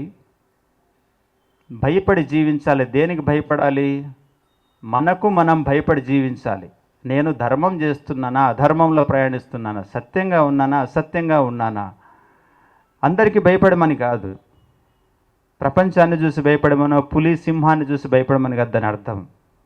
ఆ పులులు సింహాలు నాలో ఉన్నాయా, నేను వాటిని ఎలా బయటికి పంపించుకోవాలి. దాని పేరే భయం. అది ఎవరి మీద? నా మీద నా భయం. నేను నడుస్తున్న ప్రతి అడుగు కూడా ధర్మంగా ఉందా, అధర్మంగా ఉందా, సత్యంగా ఉందా, అసత్యంగా ఉందా, దాని పేరే భయం. అక్కడ నువ్వు కరెక్ట్గా భయపడితే నిన్ను ఎదిరించే వాళ్ళు ఎవరు ఉండరు. కాబట్టి భయాభయాలు అక్కడి నుంచి వస్తాయి. ఆహారం అనేది ప్రతి జీవికి కూడా, ఒక్కొక్క జీవికి ఒక రకమైనటువంటి ఆహారం నిర్ణయించబడింది. ఈ భూమి మీద 84 లక్షల జీవజాతులు అనుకున్నాం మనం. వీటిలో ఒక సృష్టి చూడండి, ఒక సృష్టి యొక్క రచన ఎలా ఉంటుందో. గడ్డి ఉంది. ఫస్ట్ భూమి మీద ఏముంటుందండి? గడ్డి. ఈ భూమి మీద గడ్డిని నుంచి చెట్టు పెరగచ్చు, లేకపోతే ఇంకా తీగ పెరగచ్చు. ఇలా ఎన్నో రకాలు ఉన్నాయి కదా. ఇప్పుడు ఈ హారిజంటల్గా ఉండేటువంటి పశుపక్షాదులన్నీ కూడా, పశువులు ఉన్నాయి, వాటికి మెడ ఎక్కడ అందుతుందండి? భూమి మీదకి అందుతుందా లేదా? నిలబడితే అందుతుంది కదా. వాటి కోసం గడ్డిని సృష్టించబెట్టాడు సృష్టికర్త. అలా రచించాడు చూడండి. అది తాను తల కిందికి ఉంచుకొని తినగలదు, భూమికి ఆనుకొని. నెంబర్ 1. అదేవిధంగా ఎంతవరకు తన తల ఎంత ఎత్తు వరకు ఉంటుందో అంతవరకు ఆ కర్రల్ని, ఆ గడ్డిని, ఆ ఆకుల్ని తినగల శక్తి దానికి ఉంది. ఒక మేక కావచ్చు, గొర్రె కావచ్చు, బర్రె కావచ్చు, ఆవు కావచ్చు, ఉన్నాయి కదా. ఇవన్నీ కూడా ఎంతవరకు తన శరీరం కిందికి వంగి తినగలదో, అక్కడి నుంచి పై వరకు తినగలదో అంతవరకే తన ఆహారం దొరుకుతుంది. అంతకు మించి ఆ ఆహారాన్ని సేకరించలేదు ఆ జీవి. ఆ పైన దాని ఆహారం కూడా ఉండదు. తనకు కావాల్సిన ఆహారం ఆ లెవెల్లోనే ఉంటుంది సృష్టిలో. ఇంకొంచెం పైకి పోతే గింజలు ఎక్కడుంటాయి చెప్పండి? సజ్జలు ఎంత ఎత్తులో పెరుగుతాయి? జొన్నలు ఎంత ఎత్తులో పెరుగుతాయి? పక్షులు ఏం తినాలి? గింజ. పక్షులు ఎక్కడ విహరిస్తున్నాయి? భూమి మీదనా? ఎక్కడ విహరిస్తున్నాయి? పైన. కాబట్టి పక్షులకు కావాల్సినటువంటి ఆహారం మీరు కిందికి దిగాల్సిన అవసరం లేదు బాబు, మీరు పైనే ఆహారం తీసుకొని అలా వెళ్ళిపోవచ్చు, మీరు విహరించవచ్చు. అవునా? మరి ఎందుకు అంత పైకి పోయేంత వరకు అక్కడ గింజ తయారు కాదు, అదే కింద తయారైందంటే ఇది తినేస్తుంది. ఏది? పశువు తినేస్తుంది. అది పైకి ఎందుకు పోతుంది? మీకు అందకుండా నేను ఎవరికి ఇవ్వాలనో వాళ్ళకి ఇవ్వాలి. ఇలా పట్టుకుంటుంది. రండి వచ్చి తీసేసి తినేసి వెళ్ళిపోండి, మీ ఆహారం ఇక్కడ ఉంది. అవునా కదా? ఇది పక్షి ఆహారం, ఇది పశువు ఆహారం. ఇంకెవడు మిగిలినాడు? ఎవరు మిగిలారు? భూమి మీద ఉండే వాళ్ళలో ఎవరు మిగిలారు? మనిషి మిగిలాడు కదా. పశువులు పక్షులు అయిపోయినాయి. జలచరాలంటే సముద్రం ఉంటాయి, వాడి జోలికి ఎవరు భూము. మనిషి ఏం తినాలి ఇప్పుడు? మనిషికి ఏం అర్హత ఉందండి? గింజల పైన ఉన్నాయి, మనకు అందవు. గడ్డ కింద ఉంది, మనం వంగి తినలేం. మనకేదా ఉంది? శరీర నిర్మాణము.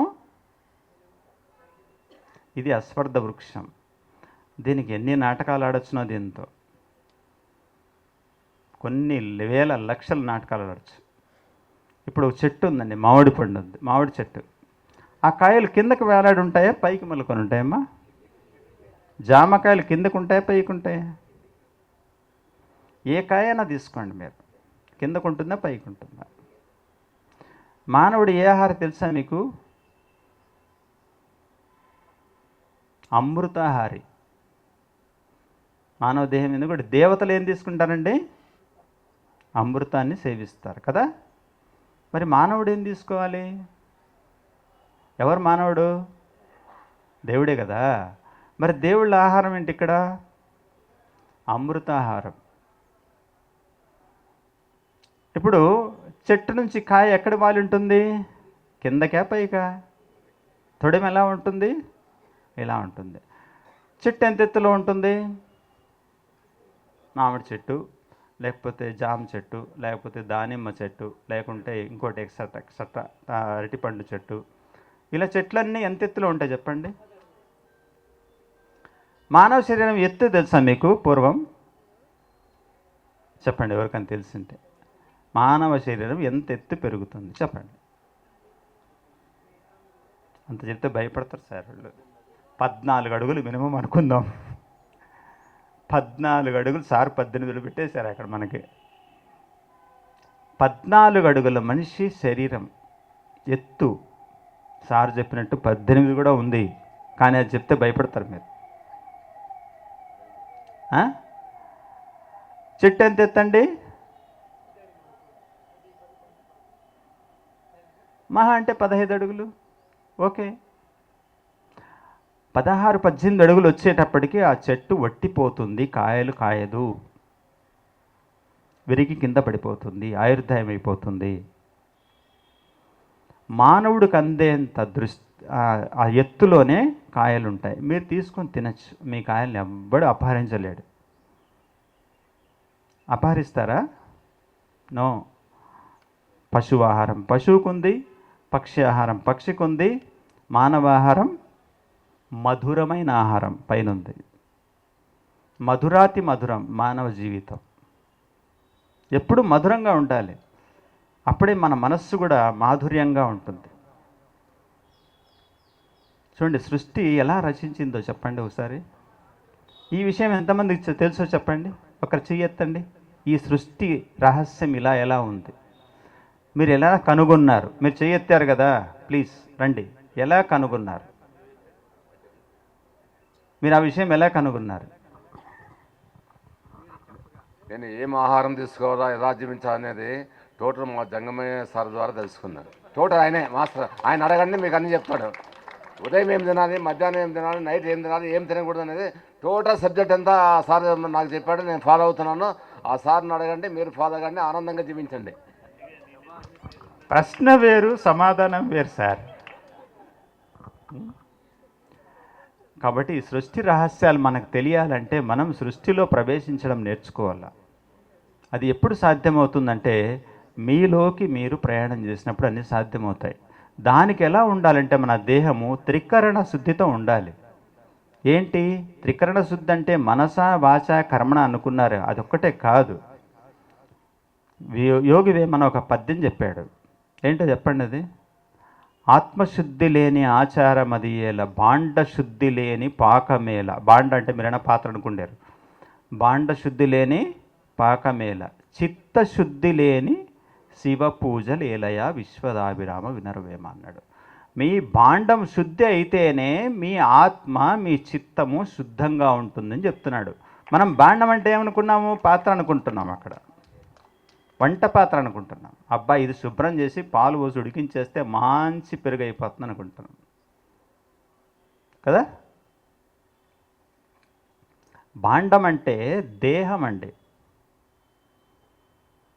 యోగి వేమన ఇలా పొట్ట చింపి పేగులు కూడా క్లీన్ చేసుకున్నాడని విన్నాం మేము. అది నిజమెంతో అబద్ధమెంతో నాకు తెలియదు, విన్నాం అంతే, సత్యం మేము చూడలేదు. కానీ ఆయన పడికిన వాక్కులు మాత్రం మనకున్నాయి, మిగిలి ఉన్నాయి. మరి వాటిని పట్టుకోవాలా వద్దా మనము? ఎంతోమంది గురువులు, ఎంతోమంది మహాత్ములు, మహానుభావులు బోధించినటువంటి పదాలు పట్టుకుందామా, వాళ్ళ పాదాలు పట్టుకొని పూజ చేసుకుందామా? పసుపు రాసి చెప్పండి. రోజు పసుపు కుంకుమ రాసి తండ్రి నాకు అది ఇవ్వు, తండ్రి నాకు ఇది. మనం అడుక్కోవడానికి వచ్చామా భూమి మీదకి? అడుక్కోవడానికి వచ్చామా? ఎందుకు 24 గంటలు నా బిడ్డకు చదువు కావాలి, నా బిడ్డకు మంచి మగుడు రావాలి, నా బిడ్డకు మంచి కోడలు రావాలి, మా ఆయన నన్ను ఎప్పుడు ఇబ్బంది పెట్టకుండా ఉండాలి, నా భార్య నన్ను ఎప్పుడు ఇబ్బంది పెట్టకుండా ఉండాలి, మా కుటుంబం అంతా తొందరగా కోటీశ్వరులు అయిపోవాలి, వాడు కోటీశ్వరుడు అయిపోతున్నాడు, మేము ఇలాగే ఉన్నాము, వాడి సవాసం చేసి చెడిపోయాము, వీడి సవాసం చేసి చెడిపోయాము, ఇంకా వాళ్ళ సవాసాలన్నీ మాకొద్దు స్వామి, నువ్వే దిక్కు కదా. అందరి సవాసం వదిలిపెట్టేశాం, ఈ రోజు నుంచి నువ్వే మాకు. ఒక నెల వరకు రిజల్ట్ రాలేదనుకోండి, ఆలోచిస్తారు, గుడి మార్చి పడేస్తారు, దేవుణ్ణి కూడా మార్చేస్తారు. అమ్మ మీరు ఏం ఆలోచించేద్దామమ్మా, తిరువన్నామలైకి వెళ్ళండి, ఆయన మంచి కటాక్షం ఇస్తా అంటే, అవునా ఎట్లా తిరిగి ఇంట్లో పట్టుబడతారనమాట. తిరువన్నామలైకి పోతే మంచి ఫలితం వస్తుందంట, తప్పకుండా వెళ్ళాల్సిందే కదా. అక్కడికి లేదనుకోండి, ఎక్కడికి పోతారు? ఇంకొక టెంపుల్కి పోతారు.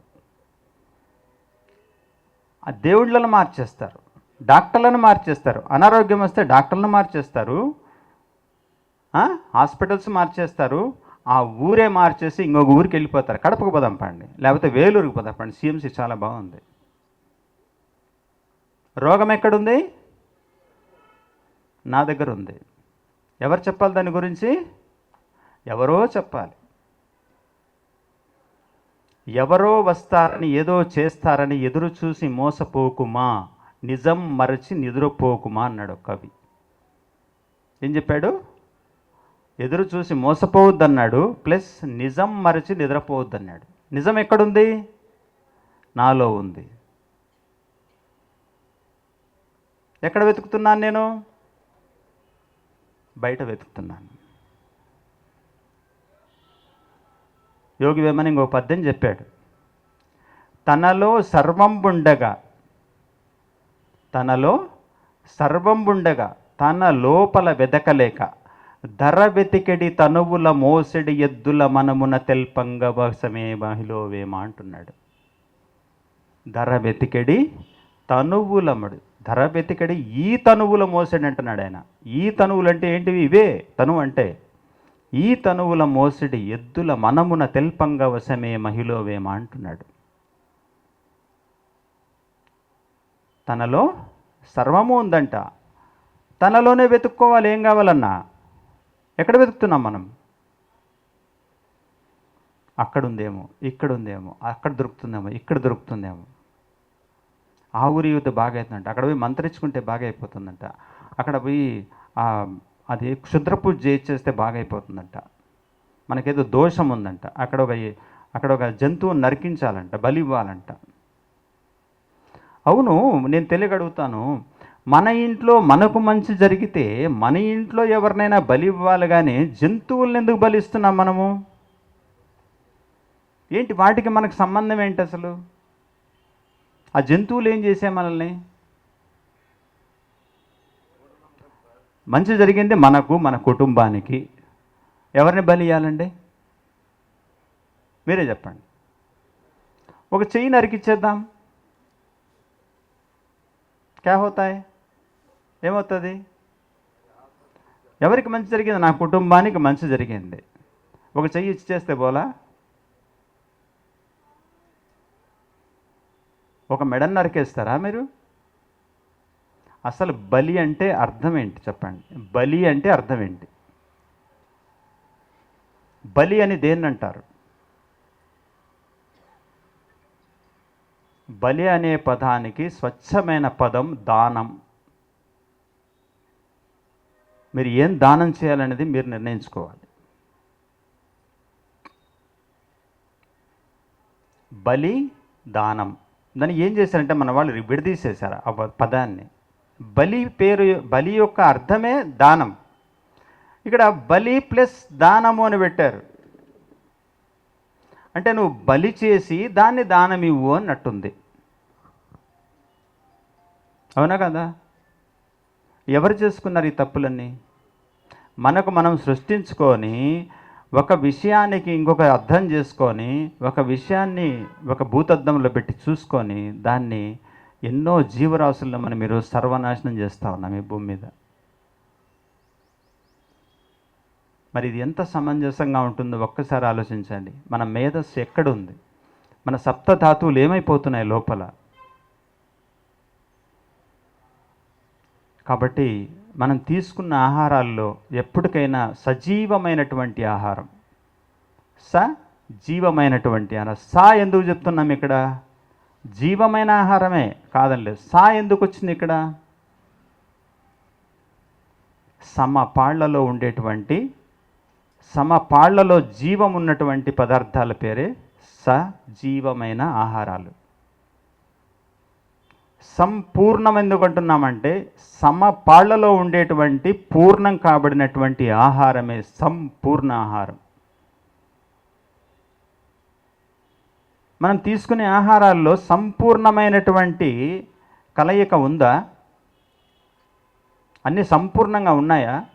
మన డాక్టర్కి వెళ్తే అన్ని అడుగుతాడు. బి విటమిన్ తక్కువ ఉంది, సి విటమిన్ తక్కువ ఉంది, B12 తక్కువ ఉంది, డి విటమిన్ తక్కువ ఉంది, ఈస్ట్రోజన్ తక్కువ ఉంది, కెరోటిన్ తక్కువ ఉంది. మరి ఇవన్నీ పుష్కలంగా అందేటువంటి ఆహారం ఏంటి? ఇవన్నీ ఈ భూమి మీద ప్రతి ఒక్క పదార్థంలో ఉన్నాయి. మీకు ఇంకొక ఆహారంలో మీకు తల్లిపాల దగ్గర నుంచి పక్కకి వెళితే ఏం తీసుకోవాలి మనము? అమ్మ పాల దగ్గర నుంచి దూరం అయితే ఏం తీసుకోవాలండి మనము? అమ్మలందరినీ పోషించేది ఎవరు ఈ భూమి మీద? 84 లక్షల జీవజాతులకు తల్లి ఎవరు చెప్పండి? భూమాత, ప్రకృతి మాత. ఇప్పుడు తన తల్లి దగ్గర నుంచి తనకు పళ్ళు వచ్చిన తర్వాత ఆ పాలు తల్లి దగ్గర ఆటోమేటిక్గా ఆపేసేది ఎవరు? సృష్టి. ఆ తర్వాత మనం ఏ పాలు తాగాలి తెలుసా? మనకి ప్రకృతి పాలు తాగాలి. ఏంటి ప్రకృతి పాలు? మీరు ఇప్పుడు చారు చెప్పాడు ఇందాక, ఒక చెనిక్కాయ చెక్క పెరుకు వేస్తే బయటికి ఆ గింజలు ఒలుచుకొని తింటే ఏమొస్తాయి ఒకసారి చూసుకోండి, ఒకసారి అద్దంలో చూసుకోండి. ఆ ప్రకృతి నుంచి వచ్చేటువంటి పాలు గింజలు మీరు ఎప్పుడైనా కానీ చెట్టుతో తీసుకొని ఏ గింజ అయినా సరే మీరు నమలండి, మీకు వచ్చేదంతా పాలే. దేహం సూక్ష్మంగా ఉన్నంత వరకు, పళ్ళు లేనంత వరకు తల్లిపాలు ఇవ్వాలి. పళ్ళు వచ్చిన తర్వాత పెద్దమ్మ పాలు ఇవ్వాలి. అమ్మల కన్నా అమ్మ, అందరికన్నా పెద్దమ్మ అన్నపూర్ణేశ్వరి తల్లి. 84 లక్షల జీవజాతులకు తల్లి ఈ భూమి మీద.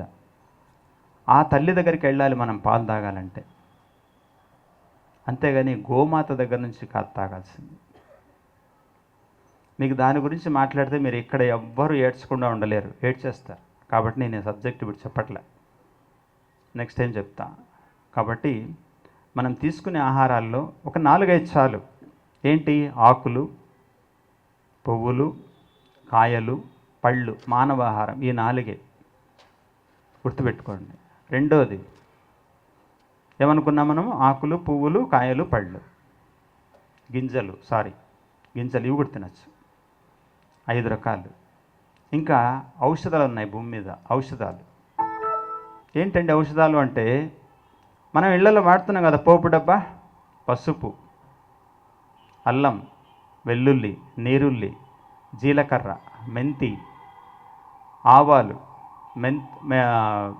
ఇవి గసగసాలు, చెక్క, లవంగాలు. సో ఇవన్నీ కూడా ఏంటో తెలుసా మీకు? ఔషధాలు. ఎక్కడ? ఆయుర్వేదంలో. మన ద్రష్టలు తెలుసుకున్నారు ఈ ఔషధాలు. ఎందుకంటే శరీరం అస్వస్థత గురైనప్పుడు ఆహారం ఆపేసి ఈ ఔషధాలు తీసుకొని మరి స్వస్థితికి మార్చుకున్న తర్వాత తిరిగి ఈ ఔషధాలు ఆపేసి మళ్ళీ ఆహారంలోకి వెళ్ళాలి. అంతేగాని మనం ఏం చేస్తున్నాము? ఆహారంలో ఔషధాలు కూడా కలిపి వండేస్తున్నాం. ఇది కూడా తప్పే. ఆహారాన్ని ఆహారంగా వండుకొని తినండి.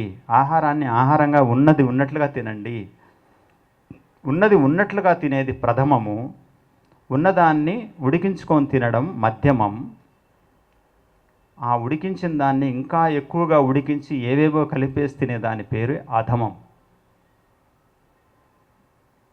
బయట చెత్త చెదారం అన్నీ, పానీపూరీలు, పిజ్జా, బర్గర్లు, ఇవంతా కూడా అధమమైనటువంటి ఫుడ్.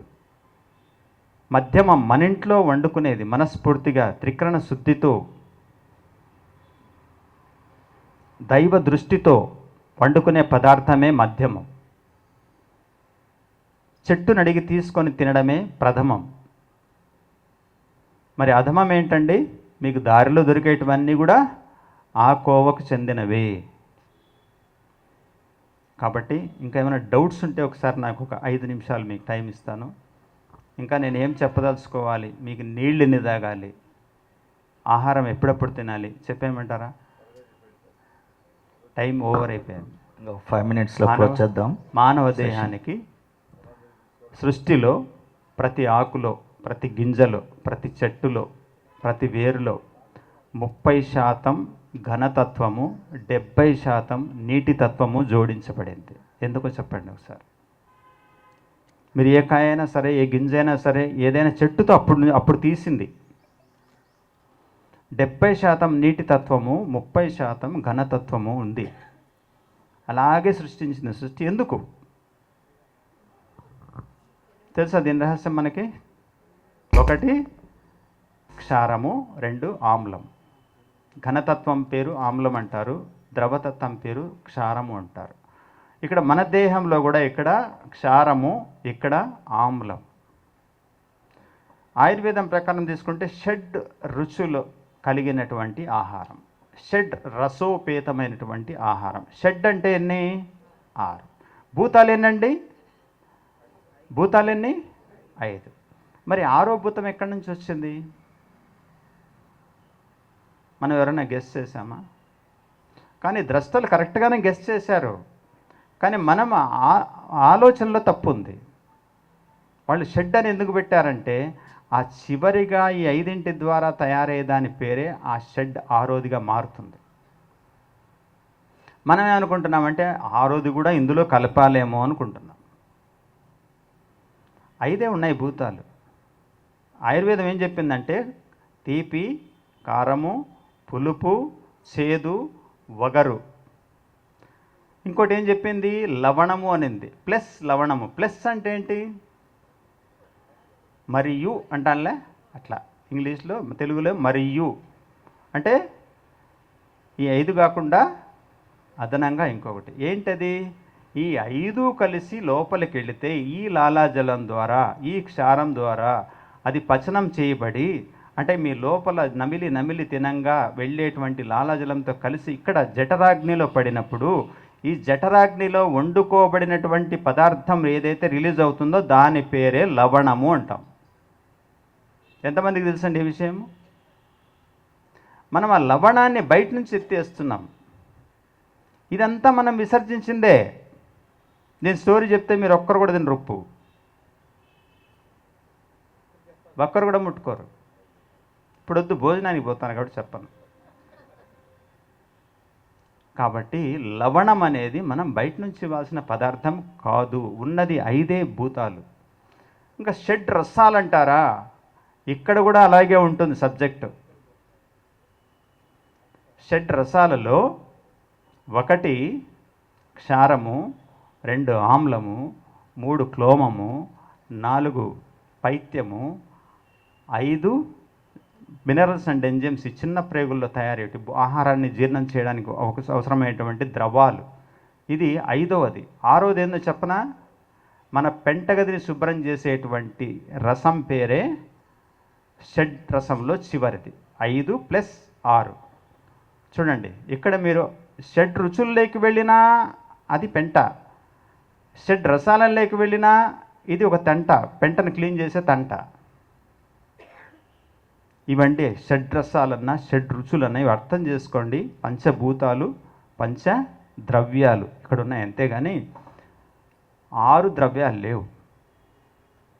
కాబట్టి ప్రతి ఒక్క దాంట్లో ఘనతత్వం 30%, ద్రవతత్వం 70% ఉంది. కాబట్టి మనం ఆహారం కూడా అలాగే ఇవ్వాలి. మనం తినే ఆహారంలో ఇంత అన్నం తింటున్నాము, ఇంత పచ్చడి వేసుకొని తినేస్తున్నాము. ఇందులో నీటి తత్వం ఎంత ఉంది, ఘనతత్వం ఎంత ఉందో చెప్పండి మీరే. ఎలా ఉండాలి, ఎలా ఉంది? అన్నంలో నీటి శాతం ఎంత ఉంది? రొట్టెలలో నీటి శాతం ఎంత ఉంది? ముద్దలో నీటి శాతం ఎంత ఉంది? కూరలో నీటి శాతం ఎంత ఉంది? మనం ఎలా ఇవ్వాలి, ఎలా ఇస్తున్నాం? 70% నీటి తత్వం ఉన్న పదార్థం ఇవ్వాలి, 30% ఘనతత్వం ఉన్నటువంటి పదార్థం ఈ శరీరానికి సూటబుల్. ఎందుకంటే ఇది 1 కిలో మాంసం కోసి మీరు ఎండబెడితే వారం లోపల ఈ 1/4 కిలోనే అవుతుంది. మిగిలిన 3/4 కిలో నీటి ఆవిరి వెళ్ళిపోతుంది. అంటే ఈ దేహం ఉన్న తత్వము అంతే, ఈ సృష్టిలో సృష్టించబడినటువంటి ప్రతి ఆహార పదార్థానికి ఉన్నటువంటి తత్వం కూడా అలాగే రచించబడింది. కాబట్టి ఆ రచనకు, ఆ స్థూల ప్రకృతికి ఈ సూక్ష్మ ప్రకృతిని జోడిస్తే ఇది ఎప్పుడూ ఆయురారోగ్యాలతో జీవిస్తుంది. గుర్తుపెట్టుకోండి. ఇది ఎంతమందికి తెలుసు మనకు? కాబట్టి 70%, 30%. మనం తింటున్న ఆహారంలో కూడా 70% నీటి తత్వం ఉండాలి, 30% ఘనతత్వం ఉండేటట్లు మనము ప్లాన్ చేసుకోవాలి. మీకు సూక్ష్మాలు చెప్తున్నా అంతే. నేను ఇదే తినండి, అది మార్చుకోండి అని చెప్పట్లేదు. అది నా డ్యూటీ కాదు. అది మిమ్మల్ని శాసించే డ్యూటీ నా దగ్గర లేదు. శరీరానికి నీళ్లు మనం తింటున్న రోజులో మన శరీరానికి 70% నీరు ఇవ్వాలి. లేదండి, ఆ డాక్టర్ గారు ఇలా చెప్పారు, మీకు దప్పికేనప్పుడే తాగమన్నారు అంటే దానికి నేను కర్తను కాదు. నేను సృష్టి ధర్మాల గురించి మాట్లాడుతున్నాను. ఇది గుర్తుపెట్టుకోండి. సృష్టి యొక్క రూల్స్ అండ్ రెగ్యులేషన్స్. ఇప్పుడు మన కారు కొంటాం, ఒక బుక్ ఇస్తాడు. ఆ బుక్లో ఏం రాస్తాడండి? అలా ఫాలో అవుతారా, లేదు మీకు నచ్చినట్లు ఫాలో అవుతారా? చెప్పండి. ఒక ఇన్స్ట్రక్షన్ బుక్ బట్టి ఫాలో అవుతారా, లేదు మీకు నచ్చినట్లు ఫాలో అవుతారా? సో అలాంటి ఇన్స్ట్రక్షన్స్ మీకు సృష్టి ఇచ్చిందండి. మానవ దేహాన్నే కాదు, 84 లక్షల జీవజాతులను పోషించుకోవడానికి ఏంటి సబ్జెక్ట్ అనేది ఆ సబ్జెక్ట్ ఇచ్చింది. నేను ఆ సబ్జెక్ట్ మీ ముందు పెడుతున్నాను అంతే. దాన్ని మీరు ఫాలో అవుతారా, వదిలేస్తారా, నాకు సంబంధం లేదు. 70% నీటి తత్వం ఈ దేహంలోకి మనం పంపించాలి రోజులో. 30% ఆహారమే శరీరానికి ఇవ్వాలి. ఈ 30%లో 70% నీటి తత్వము, 30% ఆమ్లతత్వం ఉండాలి. ఇక్కడ కూడా చూడండి, ఇలా ఇస్తే సరిపోతుంది. కాబట్టి సబ్జెక్ట్ ఇంతటితో మనం క్లోజ్ చేస్తున్నాం. దీని మీద డౌట్స్ ఉంటే నాకు మళ్ళీ మీరు రిపీట్ చేయొచ్చు. కావాలంటే రేపు కాకపోతే ఎల్లుండి, మీకు ఎప్పుడు ఇష్టం ఉంటే అప్పుడు మన రాయచోట్లోనే ఇంకో క్లాస్ అరేంజ్ చేసుకొని మాట్లాడుకుందాం. కాబట్టి ఈ సమయాన్ని ఇచ్చినటువంటి సభకి ధన్యవాదాలు తెలుపుతూ, మీకేమైనా ప్రశ్నలు ఉంటే ఇప్పుడు అడగండి, ఇంకోసారి అయినా అడగండి. ఈరోజుకి వాటి క్లాస్ ముగిద్దాం. Thank you. నా నెంబర్ ఎంతమంది దగ్గర ఉంటుంది? మొత్తం అన్ని వాల్ పోస్టుల్లో ఉంటుంది నా నెంబర్, చూసుకోవచ్చు.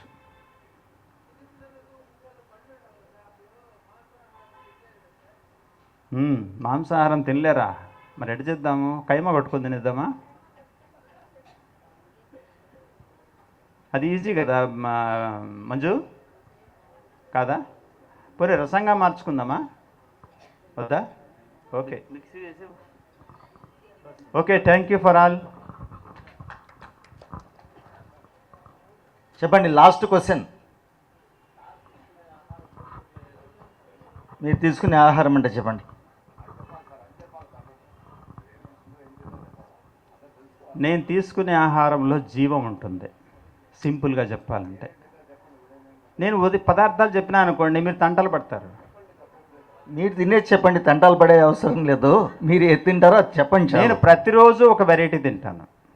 ఎవ్రీ డే ఒక కొత్తదనం. ఎందుకు చెప్పండి? ఈ సృష్టిలో ఇక్కడ సమశీతోష్ణ స్థితి కలిగినటువంటి దేశం భారతదేశం. ఎప్పుడు కూడా ఏ సమయంలో ఏ పండు వస్తుంది, ఏ సమయంలో ఏ కాయలు వస్తాయి, అవి నాటు వెరైటీ, మళ్ళీ మిరాన్న హైబ్రిడ్ వెరైటీ 3 నెలలకి పండేటి తీసుకొచ్చి రోజు ఎప్పుడు మన ముందు పెట్టుకొని తినేటివి కాదు. Seasonal fruits and seasonal nuts, seasonal leaves ఏవైతే ఉన్నాయో వీటిని మనము ఎలా తినాలి ఎప్పటికప్పుడు. అంటే పచ్చి ఉన్నట్లుండి మనం అన్నీ ఎలా తినాలండి? కూరగాయలు, వంకాయలు ఎలా తినాలి, లేకపోతే బెండకాయలు ఎలా తినాలి, లేకపోతే క్యారెట్ ఎట్లా, ఇవన్నీ క్వశ్చన్స్ పక్కన పెట్టేయండి. ఇవన్నీ మన కోసమే సృష్టించబడలేదు ఇక్కడ. ఇప్పుడు బెండకాయ చెట్టు ఎంత ఎత్తు ఉంటుందండి? ఎంత ఎత్తు ఉంటుంది? ఎవరి ఆహారం ఇది? నాదే. వంకాయ ఎంత ఎత్తు ఉంటుంది? టమాటా ఎంత ఎత్తు ఉంటుంది? నా ఆహారం ఇక్కడ ఉంటుంది, నా భుజాలకు పైన. ఇది గుర్తుపెట్టుకోండి ఎప్పుడు కూడా. నా భుజాల కింద ఉండదు. నా దేహం అలానే సృష్టించబడి, ఇందాక చెప్పాను నేను.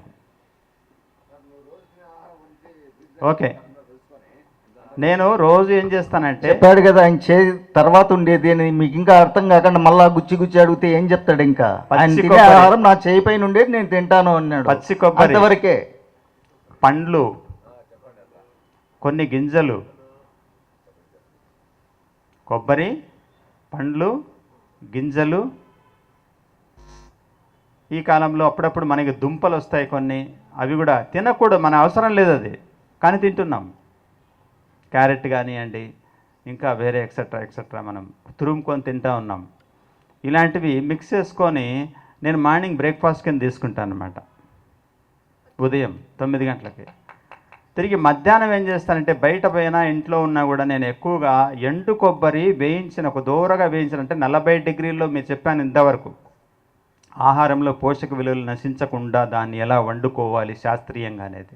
అలా శాస్త్రీయంగా వండుకున్నటువంటి గింజలు, నువ్వులు కావచ్చు, పెసలు కావచ్చు, లేకపోతే నువ్వులు కావచ్చు, ఉలవలు కావచ్చు, పల్లీలు కావచ్చు, అవిసెలు కావచ్చు, ఇలాంటివి కొన్ని దూరగా వేపుకొని ఆ కొబ్బరిలో, ఎండు కొబ్బరిలో నేను ఇవి మాత్రమే పెట్టుకొని తింటాను. ఈ గింజల్ని కొద్దిగా స్వీట్ పెట్టుకుంటాను. ఏంటి ఆ స్వీట్ అంటే ఖర్జూరాలు కావచ్చు, కొద్దిగా బెల్లం కావచ్చు, ఇలాంటివి ఏదైనా పెట్టుకొని తినేస్తాను. ఇది మధ్యాహ్నం లంచ్. నాకు లంచ్ అండ్ డిన్నర్ అనుకోండి. అది సాయంత్రం పూట ఏదైనా ఒక రసం కానీ, ఒక తేనె నిమ్మరసం కానీ, లేదంటే ఏదైనా పళ్ళ రసం కానీ తాగేసి మానేస్తాను.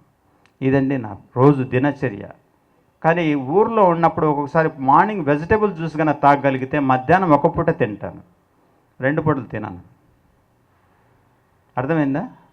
కానీ రోజు ఒక వెరైటీ ఉంటుంది. ఏంటి ఆ వెరైటీ? కొబ్బరి, చిన్నగింజలు ఏందయ్యా ఈ వెరైటీ అనొచ్చు మీరు. నేను ఒకరోజు జామకాయ కలుపుతాను, ఒకరోజు అరటిపండు కలుపుతాను, ఒకరోజు బనానా, ఒకరోజు బొప్పాయి కలుపుతాను, ఇంకొక రోజు దానిమ్మ గింజలు కలుపుతాను, ఇంకొక రోజు నెంబర్ ఆఫ్ వెరైటీస్ ఎన్నో కనిపిస్తాయి మనకు మార్కెట్లో. పండ్లు, నో యాపిల్, నో ద్రాక్ష, వీటికి మందులు ఎక్కువ కొడతారు. మీరు పండించుకుంటారా? ఓకే, తినండి. మీరు ఏది పండించుకోగలరో తినండి, ఓకేనా? కాబట్టి మనకు దగ్గరలో పండేటువంటి పంటలు ఏవైనా సరే మనకు దగ్గరలో, అంటే మనం పీల్చిన గాలి అవి పీలుస్తూ ఉండాలి, మనం తాగిన నీరు అవి తాగుతూ ఉండాలి. మనం చూడండి ఎలా కాంబినేషన్ ఉంటుందో. మనం పీల్చే గాలి అది పీలుస్తూ ఉంటుంది, మనం తాగే నీళ్ళే తను తాగుతూ ఉంటుంది, మనం ఉన్న ప్రదేశంలోనే తాను ఉంటుంది, నివసిస్తూ ఉంటుంది. అలాంటి పదార్థాలే ఈ దేహానికి సూటబుల్. గుర్తుపెట్టుకోండి. ఎక్కడో అమెరికా నుంచి వచ్చిందో, లండన్ నుంచి వచ్చింది, కాశ్మీర్ నుంచి వచ్చింది, అది మన ఆహారం కాదు. మీకు దగ్గరలో, అతి దగ్గరలో మీవే పండిస్తారో అవే మీ నిజమైన ఆహారం. పూర్వం మన పెద్దలందరూ ఎందుకు ఆరోగ్యంగా ఉన్నారంటే అదే పొలంలో పండించుకొని ఆ ఆహారమే తిని, ఆ నీళ్ళే తాగి, ఆ గాలే పీల్చుకొని జీవించారు. కాబట్టి మన పెద్దలు ఇంతవరకు పళ్ళు కళ్ళు ఊడిపోకుండా, కనపడకుండా జాగ్రత్తగా జీవించారు. కానీ మనం ఈరోజు ఏం చేస్తున్నాము, అమెరికా నుంచి వచ్చిందండి ఇది జాక్ ఫ్రూట్, లేకపోతే ఇంకొక ఫ్రూట్ అని స్ట్రాబెర్రీ అనో ఇంకొక బెర్రీ అనో తింటున్నాం మనం. ఇవన్నీ కార్పొరేట్ కంపెనీల యొక్క మాయ అని తెలుసుకోండి. కార్పొరేట్ కంపెనీలన్నీ కూడా సమాయత్తమై ఢిల్లీలో ఒక పెద్ద కాన్ఫరెన్స్ పెడతారు సంవత్సరానికి ఒకసారి. ఈ కాన్ఫరెన్స్లోకి వెళ్ళి మీరు పొరపాటున కానీ చెవి వినపడితే ఒక మిషన్ కానీ తీసుకొని వాళ్ళందరినీ కాల్ చేస్తారు, లేదంటే మీరు అక్కడనే ఆత్మహత్య చేసుకొని చనిపోతారు. ఆ మాటలు మీరు బయట తెచ్చి వినిపించలేరు కాబట్టి గుర్తుపెట్టుకోండి. ఇది కార్పొరేట్ కంపెనీలకు ఉన్నటువంటి బ్యాక్గ్రౌండ్. ఈ బ్యాక్గ్రౌండ్ ఇంకోసారి మాట్లాడుకుందాం. అర్థమైందనుకుంటాను నేను ఇప్పుడు ఏం తినేది. కాబట్టి నేను తిన్నట్లు మీరు తినే ప్రయత్నం చేయొద్దండి, మీలాగా మీరు జీవించే ప్రయత్నం చేయండి. ఓకే, ఒకేసారి మారే ప్రయత్నం చేయొద్దండి అని చెప్తున్నా. ఓకే ఎవరు వెళ్ళొద్దు. So as your wish. కూర్చో. Very good. చక్కగా ఆహార విషయాలు, దానికి relationship between food and body and nature అని చెప్పేసి దానిపైన కొంచెం వివరణ ఇచ్చారు. సో ఈ అద్భుతమైన ప్రపంచంలో ఎన్నో కోణాలు, ఎన్నెన్నో కోణాలు, ఎన్నో విషయాలు, ఎన్నో అద్భుతాలు. సో అందులో కూడా ఇది ఒకటి. మిత్రులారా, ఫైనల్గా మనం మంచిని గ్రహించాలి. ముఖ్యంగా ఆయన చెప్పిన దానిలో ఏదో ఎన్ని విషయాలు ఉన్నా కూడాను నాన్ వెజిటేరియన్ మానవుని యొక్క ఆహారం కాదు అనే విషయాన్ని సూక్ష్మంగా అర్థమయ్యేటట్టు. సో ఆ డిజైన్ అంటే ఆ ప్రేగుల యొక్క పొడుగుతో సహా, కూరలతో సహా, జఠర అగ్ని, జఠర రసం, ప్రపోర్షనేట్, ఇవన్నీ కూడా కొంచెం ఎలాబొరేటెడ్గా విడమర్చి తెలియజేశారు. వారికి మరొకసారి ధన్యవాదాలు. ఫైనల్గా గ్రహించుకోవాలి, ఉత్తమమైనటివి గ్రహించుకొని ఉత్తమ మార్గంలో వెళ్ళేవాడే ఉత్తముడు. కాబట్టి దానికోసం ఈ ప్రోగ్రాం ఇంత అద్భుతంగా సెట్ చేస్తాం. ఇందులో ఇవాళ జంగమయ్య గారు అద్భుతంగా తెలియజేయడం, నిన్న డాక్టర్ గారు ఎన్నో విషయాలు ప్లస్ ఆయుర్వేదం రెమెడీస్ తెలియజేయడం జరిగింది. ముఖ్యంగా ధ్యాన సప్తాహ మహాసభలు, ఆధ్యాత్మిక శాస్త్రం, ఆధ్యాత్మిక వాస్తవాలు, హూ యామ్ ఐ, నేనెవరు, నేను ఎలా ఉండాలి, ఏం చేయగలను, ఏంటి అనేది మల్టీ డైమెన్షన్లోకి మనం వెళ్ళాలనేదే మన కాన్సెప్ట్. సో ఆ కాన్సెప్ట్ పైన వివిధ కోణాల్లో చర్చించడం జరుగుతూ ఉంది. దానిపైన ఈ 7 రోజులే కాక మనం ఎన్నో క్లాసులు, ఎన్నో రకాలుగా, ఎన్నో అద్భుతాలుగా తెలియపరుచుకుంటూ ఉన్నాం ఎంతోమంది ద్వారా. ఇది చాలా లోతైన శాస్త్రాలు. మనం ఒక స్టెప్స్ వేస్తున్నాం అంతే. ఇంకా చాలా లోతులు ఉన్నాయి, చాలా కోణాలు ఉన్నాయి. ఇవన్నీ కూడా గ్రహించుకొని మనం అద్భుతంగా సత్యంతో ఫైనల్, ఎవరేం చెప్పినా, ఎవరు కాదన్నా, ఎవరేం చెప్పినా ధర్మము, సత్యము. ఈ ధర్మం, వాట్ ఈజ్ ధర్మ? సో మనము ఇప్పుడు నేను ఒకటి అనుకుంటా ఉంటాను, నేనేదో తెలిసినోడి మాదిరి ఇది ధర్మము అనుకుంటాను. మేబీ అది కాకుండా పోవచ్చు కూడా. అప్పుడు నేను అధర్మానికి పాల్పడినట్లు, అది ధర్మం కానప్పుడు. సో మనం దేనికోసం ప్రయత్నించాలి? ఫైనల్గా ధర్మం కోసం ప్రయత్నించాలి మిత్రులరా.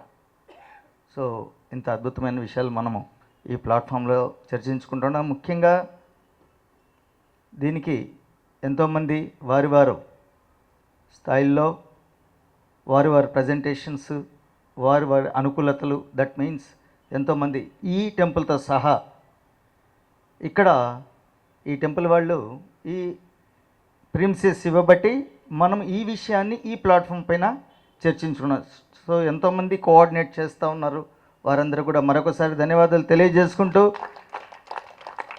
మనము యాక్చువల్గా ఉదయం పూట 3 రోజుల క్లాస్ అనుకున్నాం. నిన్న, ఇవాళ, రేపు ప్రకృతి వనం ప్రసాద్ గారిది అనుకున్నాం. కానీ కొన్ని అనివార్య కారణాల వల్ల రేపు మార్నింగ్ క్లాస్ క్యాన్సిల్ చేయబడింది. రేపు ఈవినింగ్ టైం యాజ్ యూజువల్గా ఉంటుంది ధ్యాన సప్తాహ మహాసభలు. ఇది గమనించుకొని రేపు, ఎందుకంటే ముందుగా అనౌన్స్ చేసాం కాబట్టి ఉంటారేమో అనుకుంటారు, అందుకని మళ్ళా ఒకసారి తెలియజేయాల్సిన అవసరం ఉంది. సో కాబట్టి మిత్రులారా, చక్కగా ఇవాళ ఫుడ్ సెక్షన్, రిలేషన్షిప్ బిట్వీన్ మనసు బాడీ ఎలా పనిచేస్తుంది, ఎవరి ఆహారం ఏంటి అనేది ఆయనకు తెలిసిన రీతిలో చక్కగా జంగమయ్య గారు తెలియజేశారు. ఈవినింగ్ పీపళ్ళ ప్రసాద్ గారి ప్రోగ్రాం చక్కగా అద్భుతంగా స్టార్ట్ అవుతుంది. అర్లీగా రావాల్సిందిగా మరొకసారి తెలియజేసుకుంటూ, దాని తర్వాత శివప్రసాద్ గారి కొన్ని అంశాలపైన, సార్ ఏంటి ఆ అంశాలు? సస్పెన్స్ థ్రిల్లింగ్ ఏం లేదు ఇక్కడ, వాస్తవాలు ఓపెన్గా ఉంటాయి. ముఖ్యంగా ఎందుకంటే పత్రిజీ గారు ధ్యాన ప్రచారం ఎందుకు మొదలుపెట్టారు, ధ్యానమే ఎందుకు చెప్పారు, ఎందుకంటే పత్రిజీ గారి గురించి ఎక్కువగా తెలిసిన ఒక ఆయన అంతరికంగా కాబట్టి ఆయన దగ్గర ఈ సబ్జెక్ట్ ఎక్కువ ఉంటుంది. దాని తర్వాత మోక్షము అండ్ 2 యోగాలు చెప్పారు మీరు. ఓకే, కర్మరాహిత్యము, జన్మరాహిత్యము, ఈ అంశాలపై ఈవినింగ్ శివప్రసాద్ గారి స్పీచ్ ఉంటుంది. కర్మరాహిత్యము, జన్మరాహిత్యము, చూడండి సబ్జెక్ట్స్ ఎలా ఎలా ఉంటాయి. సో ఈవినింగ్ ఈ సబ్జెక్టు. రేపు థర్స్డే మేడం గారు, గీత యాదవ్ మేడం గారు మన్నాడు, వంశీ గారు అవతల మన్నాడు, భిన్నంగా ఆలోచించు. విన్నారా ఎప్పుడైనా సబ్జెక్ట్ పేరు విన్నారా? ఇందాక నేను చెప్పాను కదా, రకరకాల కోణాలు, ఒక్క కోణం కాదు, మల్టీ డైమెన్షన్. అప్పుడు తెలుస్తుంది వాట్ ఈజ్ మల్టీ డైమెన్షన్ అని. భిన్నంగా ఆలోచించు, సబ్జెక్టే భిన్నంగా ఆలోచించు. అందులో అతను చాలా అద్భుతంగా ఆయన ప్రజెంటేషన్ ఇస్తూ, ఉమామహేష్ గారు, ఆయన పేరే ప్రకృతి ఉమామహేష్ గారు, యుఎస్లో ఉండి యుఎస్ నుంచి యుఎస్ రిటర్న్ అతను పిరమిడ్ స్పిరిచువల్ సొసైటీలో ఒక 25 ఇయర్స్గా ఉంటూ ఇప్పుడు అప్పటి నుంచి కూడా మహబూబ్ నగర్లో లెక్చరర్గా ఉంటూ ఇప్పుడు ప్రతి వీకెండ్ ఆయన సెషన్స్ ఉంటుంది. సబ్జెక్ట్ అబౌట్ భిన్నంగా ఆలోచించు. మేబీ ఇంకో బుక్స్ కూడా రాశారేమో. సో ఇలాంటివన్నీ కూడా ఇంకా మన 3-4 రోజుల సెషన్స్ ఉంటాయి అత్యద్భుతంగా. కాబట్టి each and every minute is most important.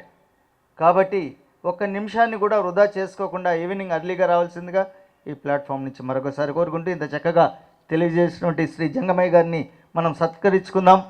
రాజవేడు సభ్యులంతా రావాల్సిందిగా డయాస్ పైకి కోరుతా ఉన్నాం. అద్భుతమైన బుక్స్ ఉన్నాయండి, ఇది వేరే, అది దయచేసి వేరే. కొనుక్కు వెళ్ళండి. ఒక యోగి ఆత్మకథ ప్రతి మనిషి జీవితాన్ని మలుపు తిప్పుతుంది. నాకు అత్యంత ఇష్టమైంది, పత్రి గారికి ఇష్టమైంది. అద్భుతమైన బుక్స్. తప్పకుండా ఈ కార్యక్రమం పూర్తయ్యే నాటికి ఒక్కొక్కరింట్లో 5 లేక 10 బుక్కులు ఉండాలి.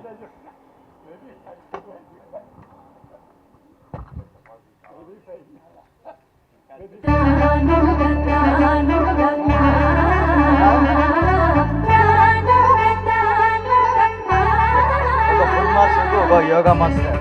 Very good.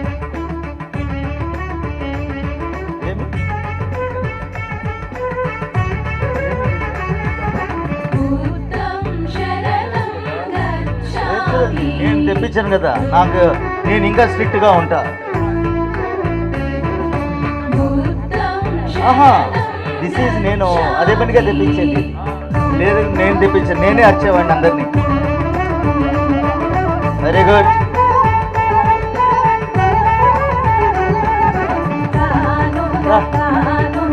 రండి. కిషోర్ మీరంతా చెప్పండి. కిషోర్ ముగ్గురు చెప్పండి. Very good. గట్టిగా చప్పట్లు. ముఖ్యంగా ఇవన్నీ పైకి మాత్రమే. సో అభినందన, చక్కటి ఒక సబ్జెక్టుకు మనం ఇచ్చే అభినందన.